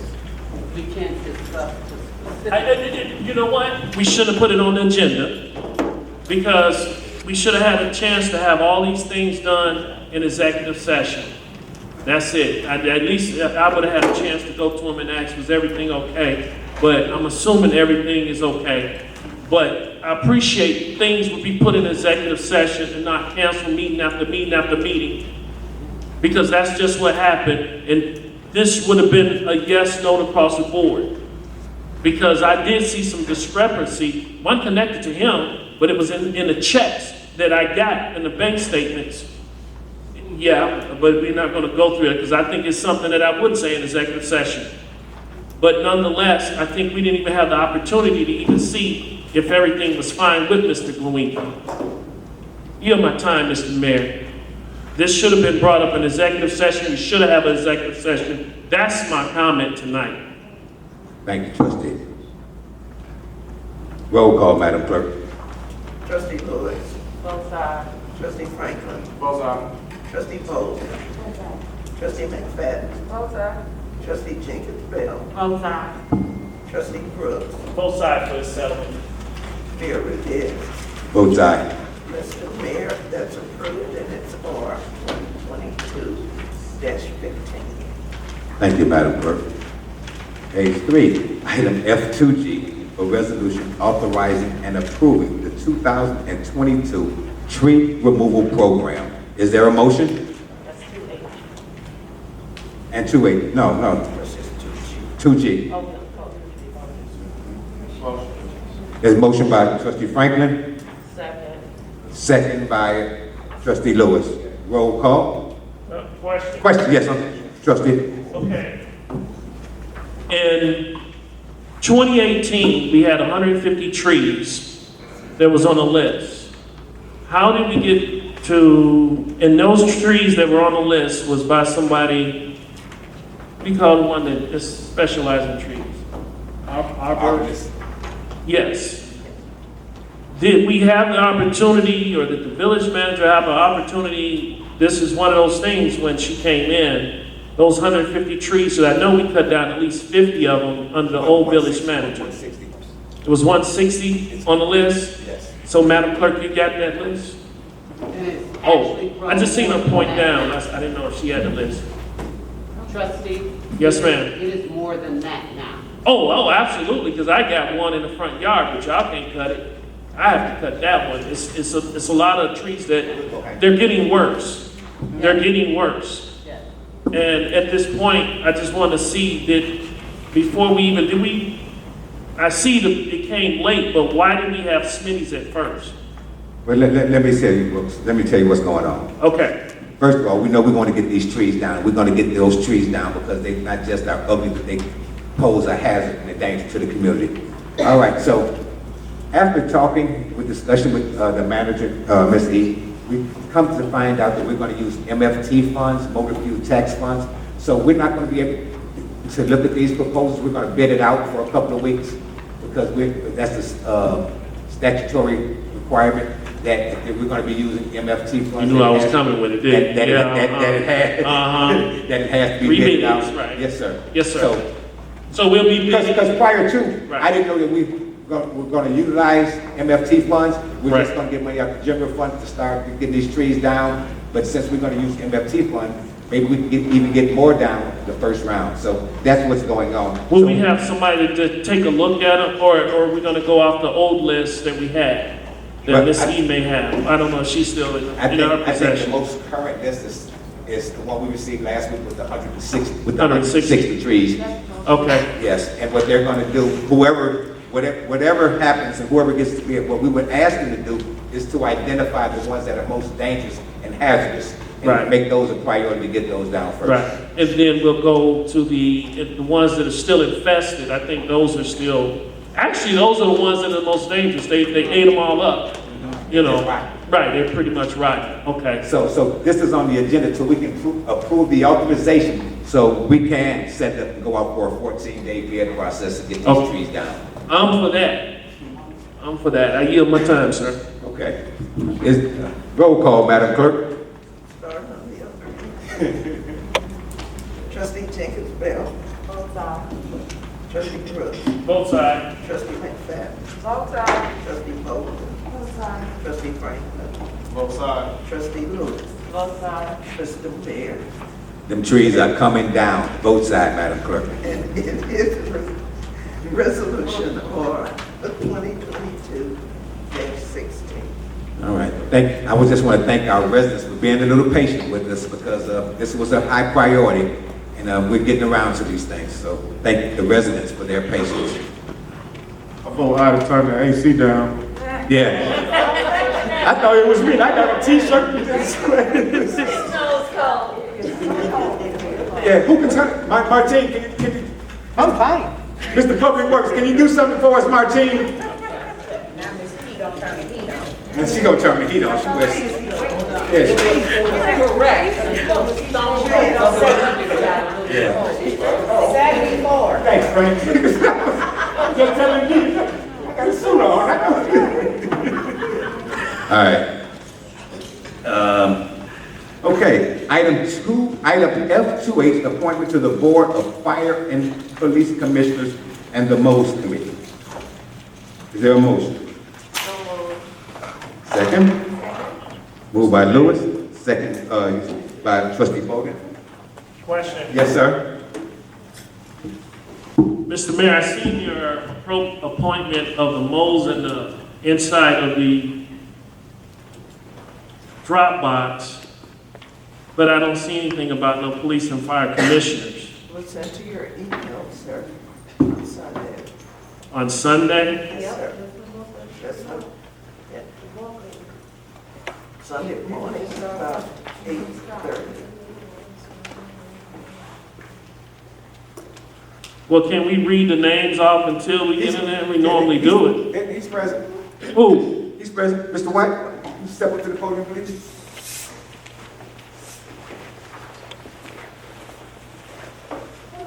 get board. sworn in anyway, right? Yeah, yeah. Oh, okay, so that's the only, then I seen the name.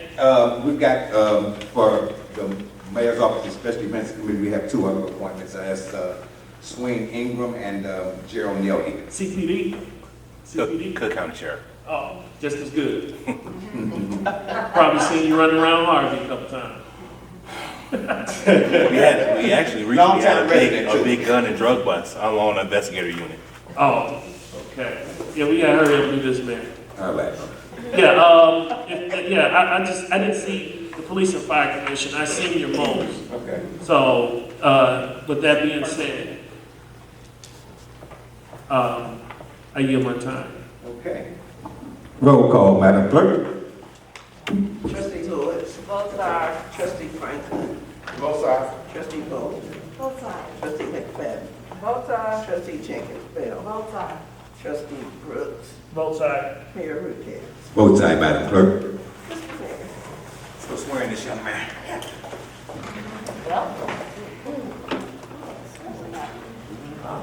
It's cold in here. It feels so good in here. Yes. Boy, it feels good.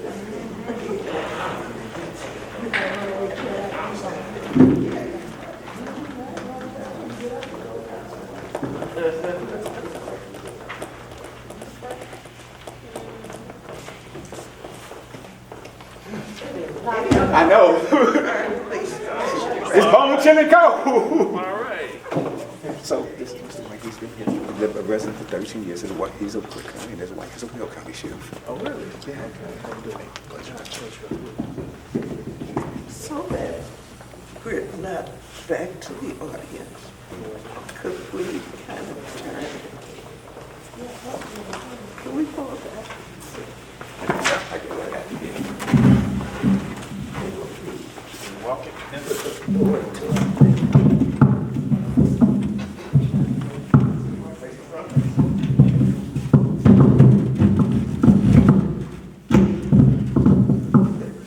Here we go. Oh, no. Oh, that's a good night. Yes, you did. Yes, you did. Okay. Mr. White, if you will raise your right hand and repeat after me.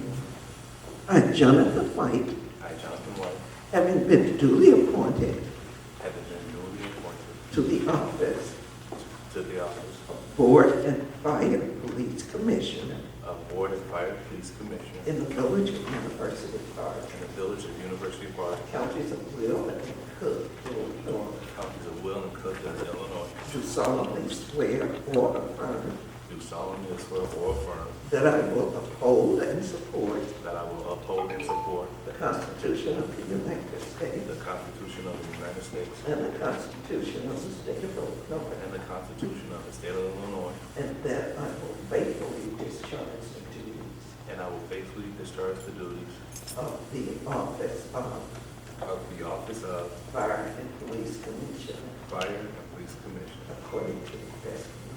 according to the best of my ability. All right.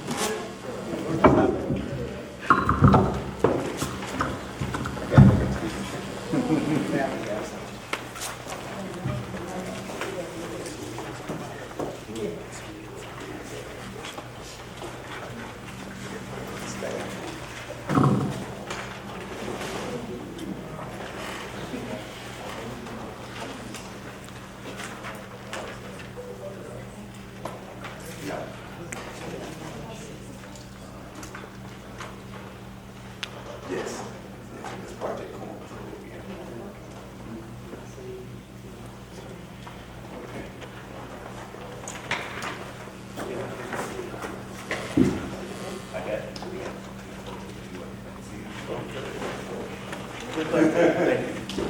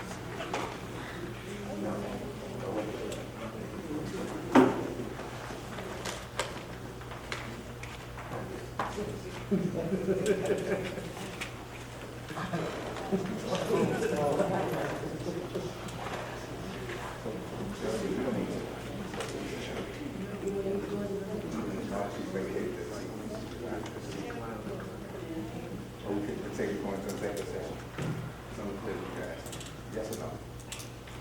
Next item.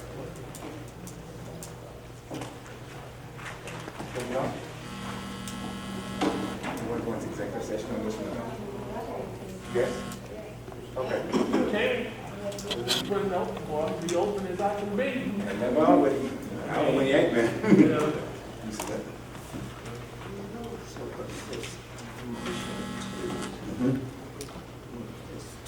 We're gonna move item F2I, a motion to take it to executive session. Is there a motion? Motion is to table to go to the executive session, table to an executive session on item 2I. Is there a motion?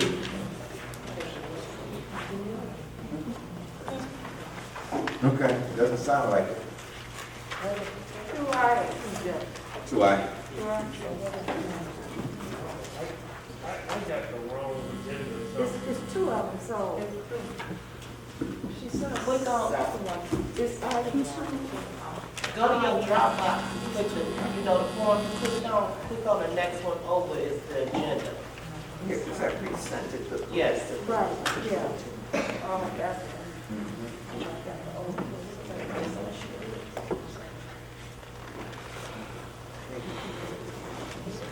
Okay, all right.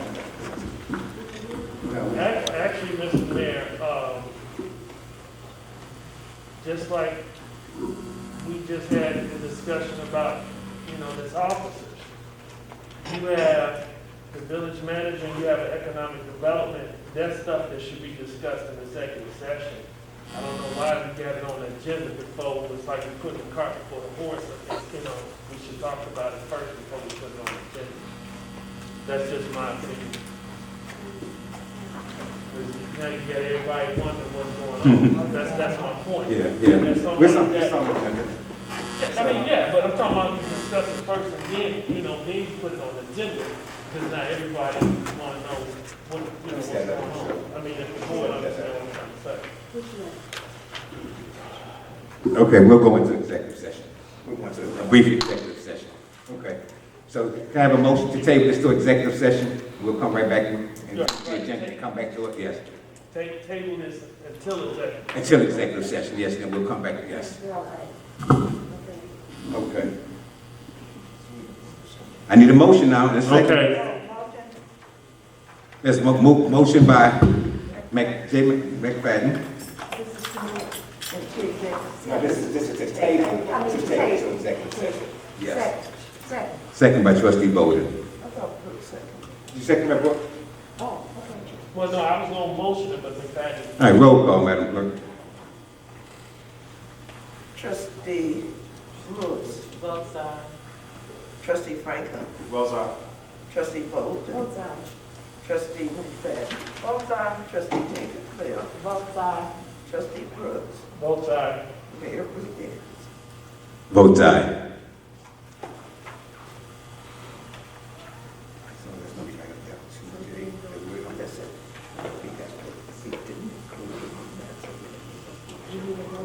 Yeah, we're gonna need a motion on item F2J. To table. Yeah, to table to executive session. Yes. Mr. Mayor, I motion F2J, table until executive session. Okay, is there a second? Second. Oh, second, okay. Roll call, Madam Clerk.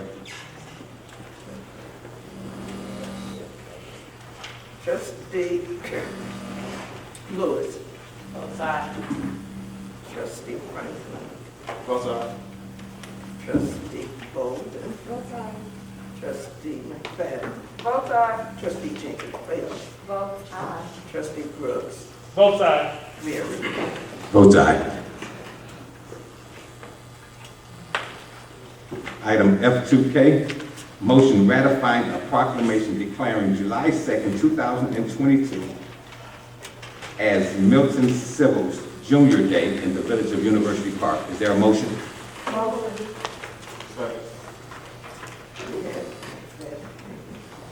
Next, McFadden makes a motion, second by Trustee Franklin. Roll call, Madam Clerk. Trustee Lewis. Both sides. Trustee Franklin. Both sides. Trustee Bolden. Both sides. Trustee McFadden. Both sides. Trustee Jenkins Bell. Both sides. Trustee Brooks. Both sides. Mayor Rudis. Votes aye. Mr. Mayor.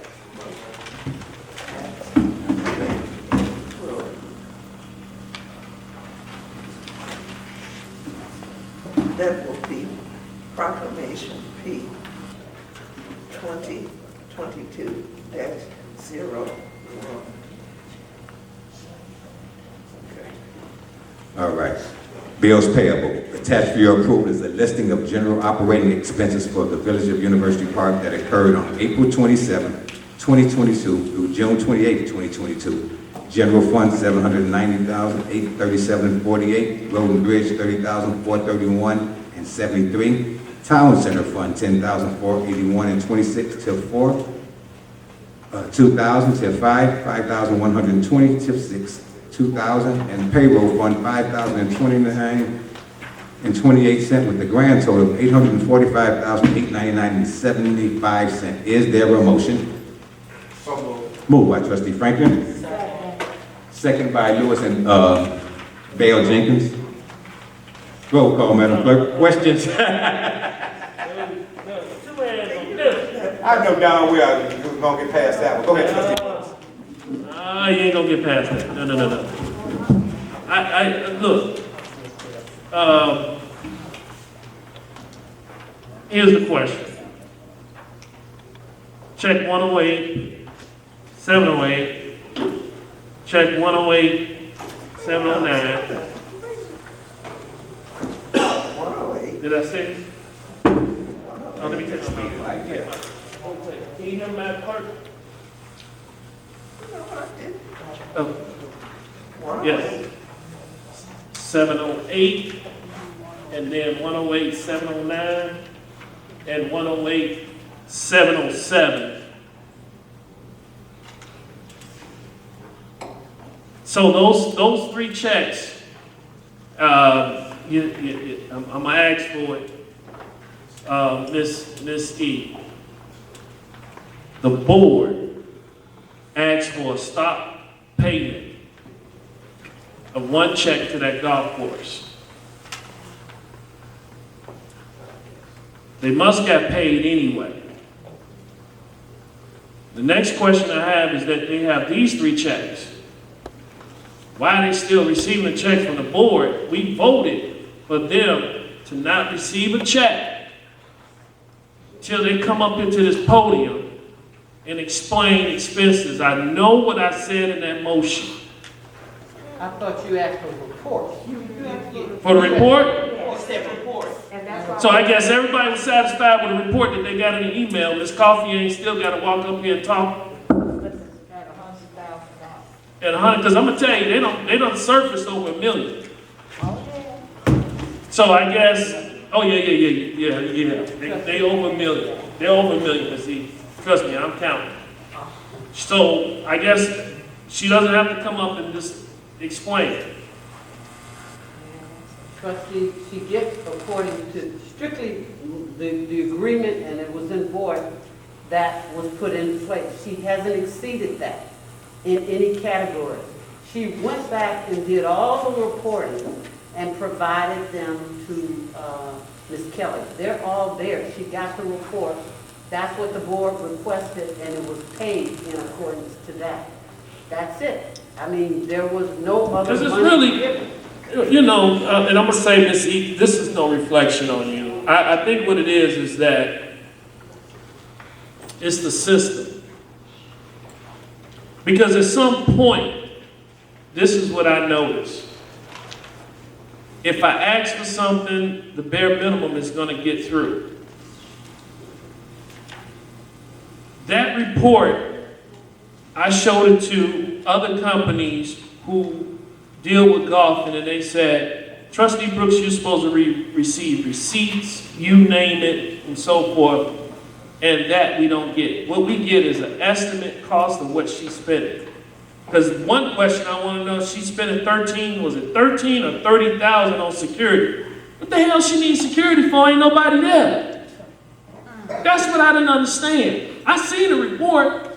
Unless she paying an off-duty police officer, she's shuffling out a lot of damn money. And that's taxpayers' dollars. So,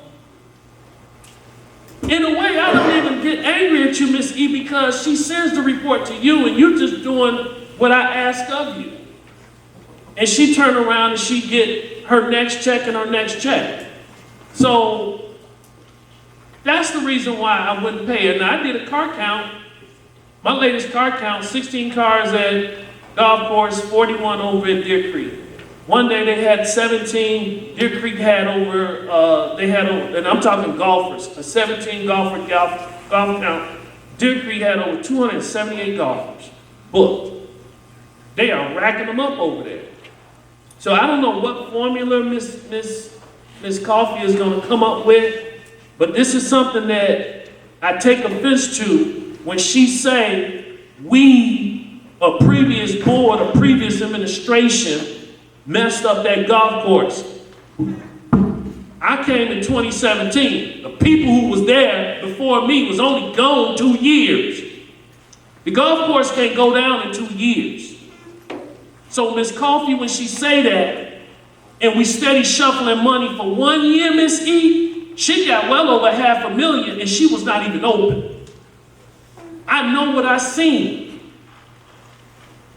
And what makes me angry is that people play with numbers, but you can't play with numbers with a man who can count some money. And I know good and well, when I said we budgeted for $600, that was a threshold to keeping money in the bank. The village never shoved $600,000 into that golf course as long as I was trustee prior to 2019. That's a fact. I got paperwork to prove it. We never did it. So, if the board wants to pay her again, I see she got, so it's 50,000. She just almost said 150 again. You can. They're open. I went up there. They're open, but I wish we had more than 16 cars for $48,000 a month. But I know when we said a report, a good report would have reflected some receipts and more than what we get in someone giving you a spreadsheet with some estimates. Period. I mean, last person did that was Bernie Madoff, wasn't it? This is taxpayers' dollars. And I'm catching heat in the community. What you doing about the golf course, Trustee Brooks? And I'm just saying, Miss E, if I catch it, what I'm gonna say? So I yell my piece. You heard me, I yell my piece. But don't take no offense, but I know the report wasn't good enough for me. And I just don't understand, bills payable was not passed, by the way. It failed. So how somebody still get a check if the trustees never paid the bills? Yield my time. Thank you, trustee. Any other questions? Roll call, Madam Clerk. Trustee Lewis. Both sides. Trustee Franklin. Both sides. Trustee Bolden.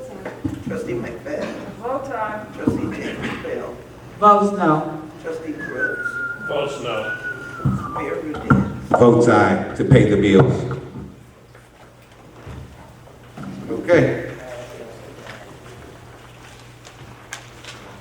We're going to go into the executive session. We're going to do reports of the officers now. Any reports? Listen to that now. Yeah, let's get over it. All that out the way. So we come to executive session, we'll do our action and come on, we got it. All right. Any reports from anyone? Anyone? Trustee Jenkins Bell, anybody? Trustee Franklin? Missy? Okay. Mine is going to be short. There's a lot going on. But, I'm going first. In between both of y'all. wait a minute. Why don't you just step No, I just want to say, baseball is not here. I want to thank baseball for my jersey, baseball cap, and I didn't get to throw the ball out. The mayor and Trustee Franklin, Trustee Franklin was cards and fist. The mayor was, let me think of a good picture. I don't know, man. It's Furby Jenkins. Furby Jenkins. That'll work. So I just want to say thank you to baseball. Really, I don't have much outside that. It was good to see kids. Really, when it comes to sports, I just want everybody to understand this. No matter what, if you can get your kid into a program, what is scary and what's depressing is the killings that's going on. I haven't really felt like this since really the 90s. And I can tell you it is a scary situation. So our little ones are not, I just don't feel they're not safe. But let's keep them active because for whatever reason, it seems like these active shooters are getting to the age of 18 to 20 and they all getting an AR-15 and they're all just going ballistic. I say the active shooter's about 15 now. Yeah, it worries me. So I want to say that, and then also I want to say if trustees, we got a ton of cats and dogs that done ran the raccoons and the possum north of Clover Lane, Old Forge Lane, and Farmview. So if we all can keep in mind, I'm going to do it one more time, this budget. Animal control. Animal control, I'm going to do it one more time. Could you please say yes? I'm going to say it again for the camera. I'm putting it in the budget. If Ms. E don't hit it already, put it in the budget for animal control. It is out of control over there. They're multiplying, they done got they multiplying on, and they're everywhere. They're everywhere. No, come on over there, man. They'll take over your house if they get over there. They coming to Hickok. They told me. They coming. She was next to you. They're everywhere. It's that many. Ain't no mice around there. No, it's no mice. Like, because I'm not gonna lie. 2 years ago, somebody back there was screaming, Brooks, it's a mouse in the wall. I thought it was a joke. No, there was mice. We caught 20 mice. Yeah, 20 mice that year, and then right after that, I think it was maybe 15, and then one black cat just started patrolling the neighborhood and Everybody awake. and everybody, just saying. All right. And one black cat, so everybody thank you, and I yield my time to Trustee Jenkins. Thank you. First of all, I would like to thank you to Robin Walker, Cynthia Hill, Coach Barksdale, Coach Xavier, and all the rest of the coaches that I don't really truly have listed, and also Donna Dilworth and Mrs. Miller. It's been a fun year with our baseball organization. Last year they said that we couldn't do it. They felt that we weren't going to do it. and they told us to hustle. So what we did is we hustled. And we had the opportunity, with the help of the support from the board as well as the mayor and the village manager, to get 3 fields up and running. And so we didn't make it to the finals this year. You know, things happen in that world. But I'm gonna tell you, Mrs. Robin Walker has worked diligently for hours with myself and other board members on the baseball organization to put this one function together. It's our legendary fun fair for the children here in University Park. We're having an award ceremony at Craig Park from 10 to 1. So if the trustees would like to come out and support the children as well as the mayor, it's Saturday the 23rd. And also, Yes, such that Jazz Fest weekend. I understand. And also, I can't go though. we are having a really huge it's a carnival thing. So we're having still walkers, they're coming out, and we have face painting, and we have a DJ, and among other things, go-karts and all the things, the petty zoo, pony rides. We poured our heart into it. So if you guys are not busy on the 23rd, please come out and celebrate with the children.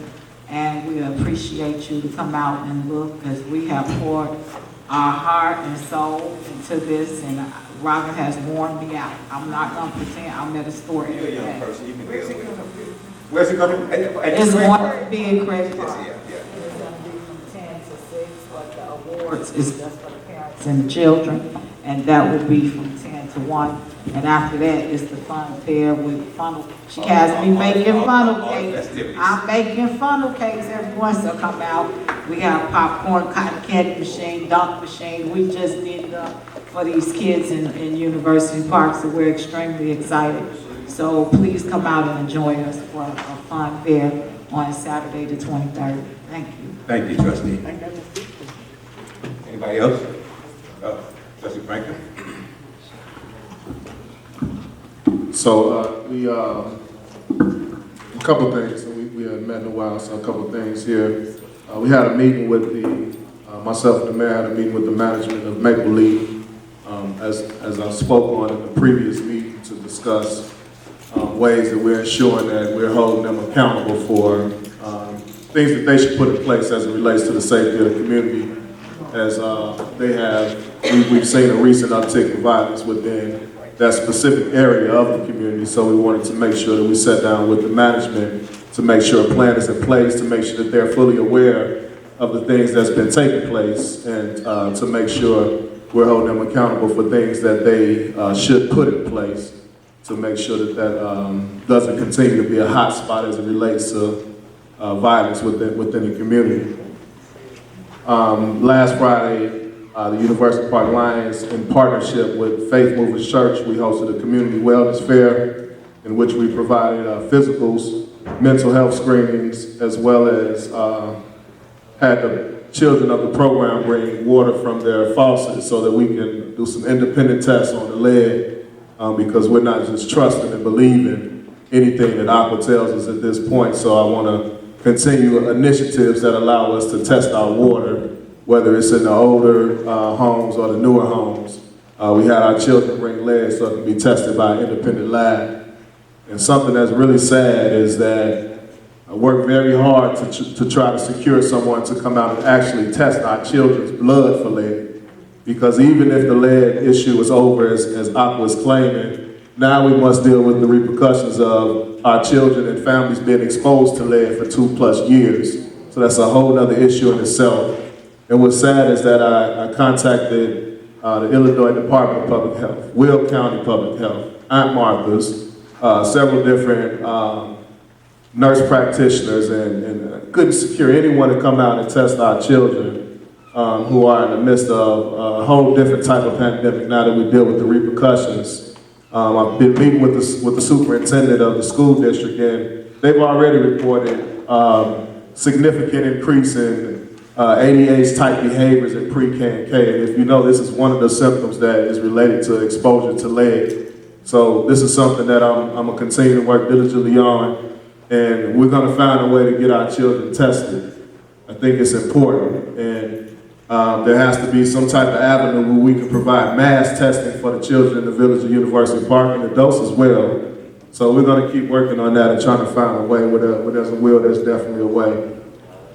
Been working with Creek-Monee School District as well on a community mentoring program where we can provide some wraparound services to help address the violence and crime that's taking place within the school walls that spills into the community or vice versa. I really believe the only way to get a hold on what's going on within our school districts is that there has to be legitimate partnerships within the community to address these things on our behalf and the school's behalf as well. And until we can establish those type of relationships, there's things in the community that's going to continue to spill into the schools, and there's things in the schools that's going to continue to spill into the community. I want to say a special prayer for the family who recently lost their young child, and it's just a sad situation where our young men are becoming victims to these violent situations that is just inexcusable, and it's just sad to continue. As everyone knows at this point, the last 4 or 5 meetings I've been speaking on exactly this, and you know, some people in the crowd yell out like I'm crazy when I say that these kids got guns, and we begin to have dialogue and conversations about what we should do. And at the very last meeting, we were talking about camera systems and things that we should put in place. Now, this last situation, I'm intrigued to believe that if we had 50 police officers on staff that night, none of them would have knew that someone was going to go and do a drive-by shooting. But if we had a camera system in place, there may have been a way that we could have captured what happened, because a camera is even more significant than an eyewitness. So I just want to kind of continue in that thought process, as well as I've been speaking on the crime-free housing program, and also just more programming in general. I also like to announce that we're in our 3rd week of our 9th annual free strength and conditioning camp that we host in Palmer Park for the kids in the village of University Park. This is a free camp from 5:30 to 7:30 Monday through Thursday. We're up to probably about 145 children that have been participating. And it's not just for football and cheerleaders, it's for parents who want to get their children off the couch, off the game, off the refrigerator. So this is an opportunity for them to come out and exercise and work out and get some discipline. You know, every year we notice more and more the need for discipline for the children that are participating. And this camp surely provides a level of discipline that a lot of single households are not getting on a daily basis. Also want to announce that the Craig Park basketball court is complete and is open for the children to play, and the basketball rims are also up at Palmer Park. On July 12th, the University Park Lions was recognized as one of the premier youth football programs in the state of Illinois by the NFL Players Association. They presented us with a plaque, and we're very honored and thankful to receive this recognition, because this is a program that's been in existence. This is a program that's been in existence since 1978. And I'm honored to be able to be the president of it now, but there's been so many legendary volunteers that have come through the program over the years. So I'm just extremely thankful about that. And then I also want to take a moment to speak about the Park District. And, you know, there's a lot of conversations and people talking about whether we should move to a Park District or we shouldn't. So I just want to offer my perspective. And I think my perspective is important as someone who has taken the initiative to run sports programs while working full-time job and raising children and having business and wife and doing all these different things. And I'm here to say that we have to be mindful that we put something in place for the future, because I'm not going to do this forever. And the volunteers that's running baseball are not going to do this forever. And the volunteers that are doing the track program are not going to do this forever. So what do we do when there's no identifiable person to pass the torch to for these programs? We've been through several different baseball presidents over the past years. I guarantee you, after Robin has experienced this year, ain't nobody jumping up saying, hey, I want to take that spot, because it's not easy. It's not easy work. And nobody wants to put that on their back and volunteer to do something that's really a full-time job.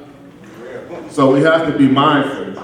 When I look at when I look at the communities that are close by that have park districts, they have all type of programming from birth to senior citizens.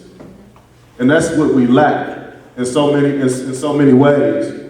And it's problematic, and it's a scary thought to me, because I always say, if me and my wife decided to walk away from football and cheer, we have no one identified to pass the torch to a program that's been in existence since 1978. And we see what's going on with our other programs where, you know, things tend to struggle. But if we had something in place, a solid foundation in place to ensure that programming, and I'm not just talking about sports, I'm talking about STEM, I'm talking about mentoring, I'm talking about programs for the seniors, I'm talking about programs for birth to 8. We have to put something in place. So the biggest criticism is that this is going to raise our taxes. So I'll tell you this, when we talk about what are we going to do for the crime, camera systems, more police, mental health programming, strategic partnerships with the churches, getting more men involved in the community, all this goes right along with having a park district in place. Because now this is giving our children opportunities to do more things without putting so much pressure on a small group of volunteers within the community in order to have successful programming. And if we don't have successful programming, we're going to continue to see the violence. And I keep saying, your taxes don't matter if you're dead, or your taxes don't matter if you bury your child. So we have to put these things in place to make sure that the community is able to thrive. And then finally, everybody on this board can agree that we're putting things in place to lower the taxes. That's it. So at worst case scenario, we can have a better quality of life and balance out the taxes. But we got to be mindful of these things because it's a lot of messaging going around. And I'm a person, I just want the best for the future of the community. I'm not going to be a lifetime politician. I can tell you that right now. I'm trying to leave a mark and do what I can do and do what's right for this community that I grew up in before I leave and move on. I truly believe if we don't put nothing in place for programming, it's going to go downhill. This is almost a state of emergency. So think about it. And whether you agree with it or don't agree with it, do your research and look at what a park district brings to a community. Look at Creek and look at other communities that's close by. Go on the park district website and see all the things that they host on a day-to-day basis from birth to seniors. From the cradle to the grave. And that's my report. Thank you. Trustee Franklin, that's really a good report, and I greatly appreciate it. And when you talk about the park district, I just want to give a small, I say statistic. Okay, the park district will have a line item just like the library, but look at this statistic. Less than 15% of our residents use the library. I'm willing to bet you that if there's a park district, there will be an overwhelming 87% will be utilizing the benefits of the park district. So just food for thought, and let's do something different, step to the next generation, and plant a seed as Trustee Franklin is doing, because I'm not going to do this forever. In reality, we have to position this community for success for the next generation, and that's what we plan on doing. So thank you, Trustee. Points well taken. Trustee Bowden? Yes, I just got a quick announcement. We're having, well, the Village of University Park is having bingo on July 28th, 2022 from 2 to 4:30 over at the golf course. Come out, this is fun. We had bingo, Pokino, checkers. Trustee Lewis was calling the numbers, and the seniors, the seniors, everybody's invited. They got to be over 21 to play though. But come out and join us. We're not having it every Thursday right now, but we're in the process of trying to do that. So it's Thursday, July 28, 2022, from 2 to 4:30 p.m. So come out and join us. Thank you. Thank you. 4:30. Ms. Lewis, Trustee Lewis? As you all may know, Aqua has sent out an email or a robocall that they have met the 2 consecutive 6 months water threshold of 90%.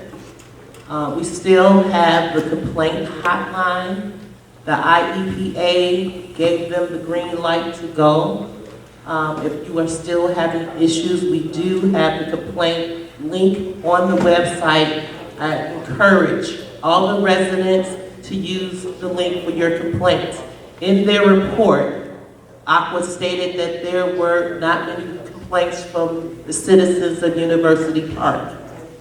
Less than 10, Trustee. Less than 10. So I encourage everyone to go on the website, put in your complaints, because they say the residents are satisfied with the water situation that's going on. So we need your complaints on the website. Thank you. I yield my time. Thank you, Trustee. Okay. Ms. E? Thank you, Then we're going to get up to this executive session too. Go ahead, Ms. E. Okay, first of all, I'm going to make it brief tonight. Again, I repeat that the final hearing for SCB, the Metro and Transit Oriented TOD plan, is Wednesday. They were funded via IDOT/CMAP, and they're providing for us a comprehensive TOD plan, and this is the last chance for citizens' participation, so it's very, very important. It's going to be at 7 p.m. on 7/26, again, here at 90 Town Center. If you want to make some final comments, please come. This will be your final opportunity. The second thing is, we did receive some congressional discretionary funds from Congresswoman Robin Kelly, but it was not clearly understood that a proposal was necessary. We had to resubmit, outline the proposal and submit it to the financial entity in Washington, D.C., and in fact, that was done, and the only items they allowed in this proposal was for the police department. The only thing they allowed was body cameras. So I resubmitted the proposal. It was accepted. We are waiting for receipt of those dollars, and of course, anytime we get federal funds or whatever, even though they may be put in general funds, they have to be placed as an exclusive usage, and what they can only be used for is body cams. Now, we had a proposal that was submitted to us by a prominent company that every town basically uses, but it was for a combination of body cams and tasers. So the way we have it set up, the $20,000 we're looking to get will pay for the cameras, but the tasers we're going to put on a payment plan. Because if you all have been watching, the most recent circumstance happened in Flossmoor, Illinois, where there was a shooting that was that continued by the police department. I mean, they were called, and a resident who was a senior was holding a knife, and they were allowed in. She was wounded by the first officer. The second officer came in, shot and killed or whatever. So we need to not only continue with training, Trustee Brooks, but I have to do what I have to do, and I know this is your forte and you love to hear things, but this is something that we're doing, is we are purchasing these body cams. These body cams, not one body cam, to be used by an average of 3 police officers when they're available. But every police officer needs a body cam. If they're working on a shift, they need a body cam. And that's what we're doing. And we will be signing this information for the body cam, we're also purchasing the apparatus necessary for the information to be downloaded and stored at the PD. So we have a right to go back and look, evaluate appropriate circumstances. But just to mention, and that money will have to be escrowed and utilized for that. So we're waiting on those dollars to come in.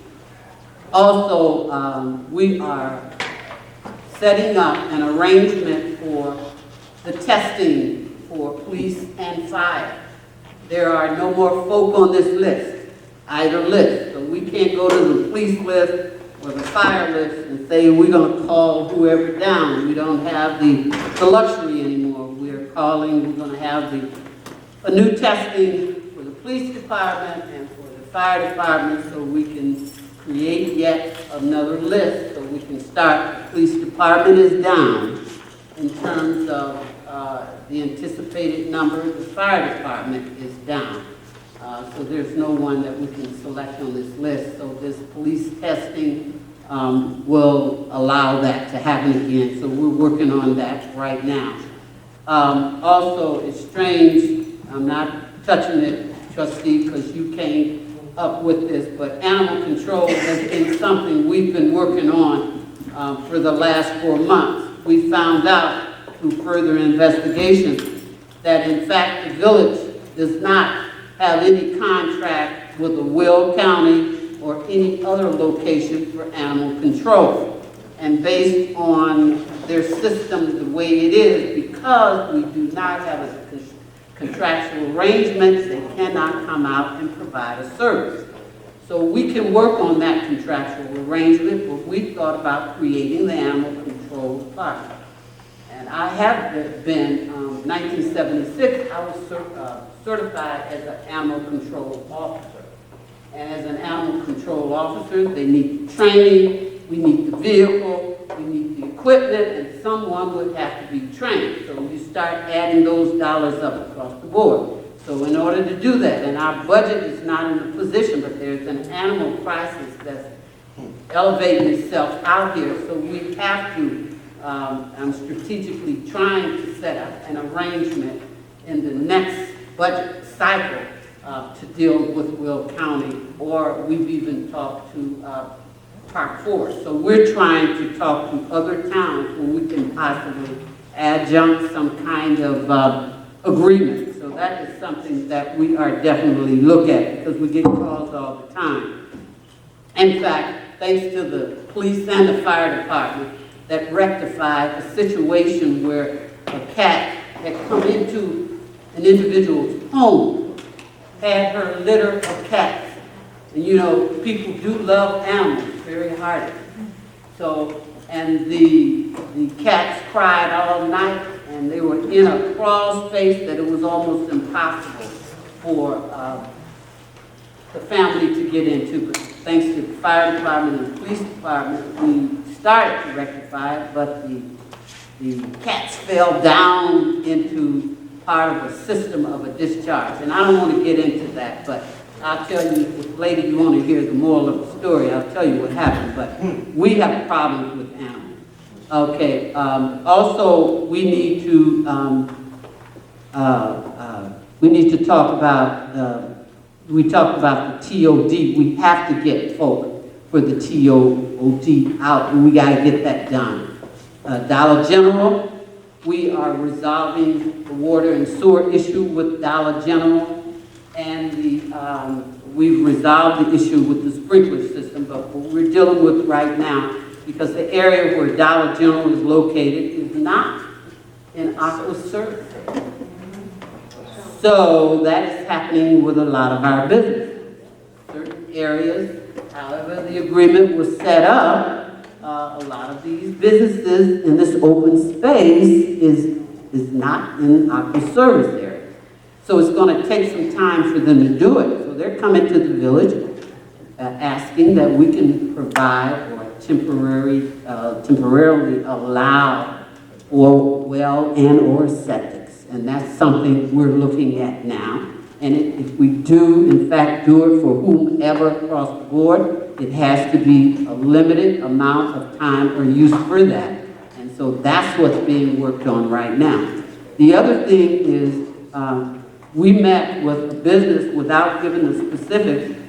We're finding because the village has gone from number 5 to number 2 in the state as it relates to economic development, as it relates to industrial development, many people are really interested in coming. And when I say interested in coming, I don't mean just ordinarily physically coming into the corporate boundaries of the village, but they're interested in annexing to the village. And I won't get into details of that, but we're working on both annexation and we're working on the other businesses. We have another business. Until we actually bring it to the village, we will not discuss it, but it will be a plus for the village. It's a Fortune 500 company. It's another one that's coming out here, and they are definitely interested in coming to the village. And I want to tell, if trustees have leads, I'd appreciate if they send them to me because I'll work it through the lead. Trustee Bolden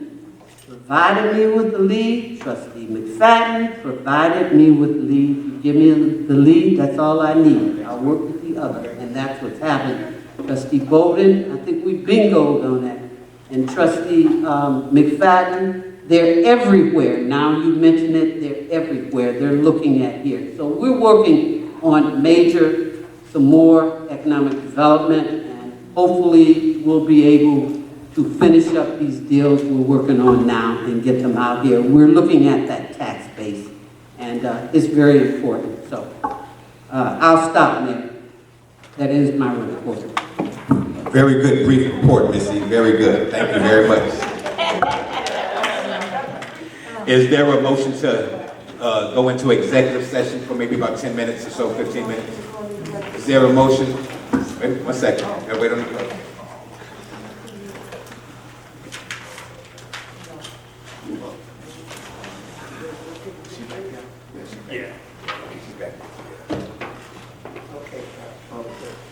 Okay, is there a motion to go into executive session? Trustee Bolden made the motion. Second by Trustee Lewis. And the reasons is for appointment, employment, compensation, discipline, performance, or dismissal of certain employees, litigation pending and probable. The reason we're going into this executive session is for appointment, employment, and compensation. That's the reason for our executive session. Certain employees of the village and pending probable and imminent litigation. Yep. Yep. All right. Roll call, ma'am. Trustee Lewis. Both sides. Trustee Frank. Both sides. Trustee Bolden. Both sides. Trustee McFadden. Both sides. Trustee Jenkins-Bell. Both sides. Trustee Brooks. Both sides. Mayor Lopez. Vote aye. 9:42. Lord have mercy. Listen, we're going to ask the audience to step out for a few minutes. We're going to go into maybe a 10-minute executive session. Okay, the clerk's going to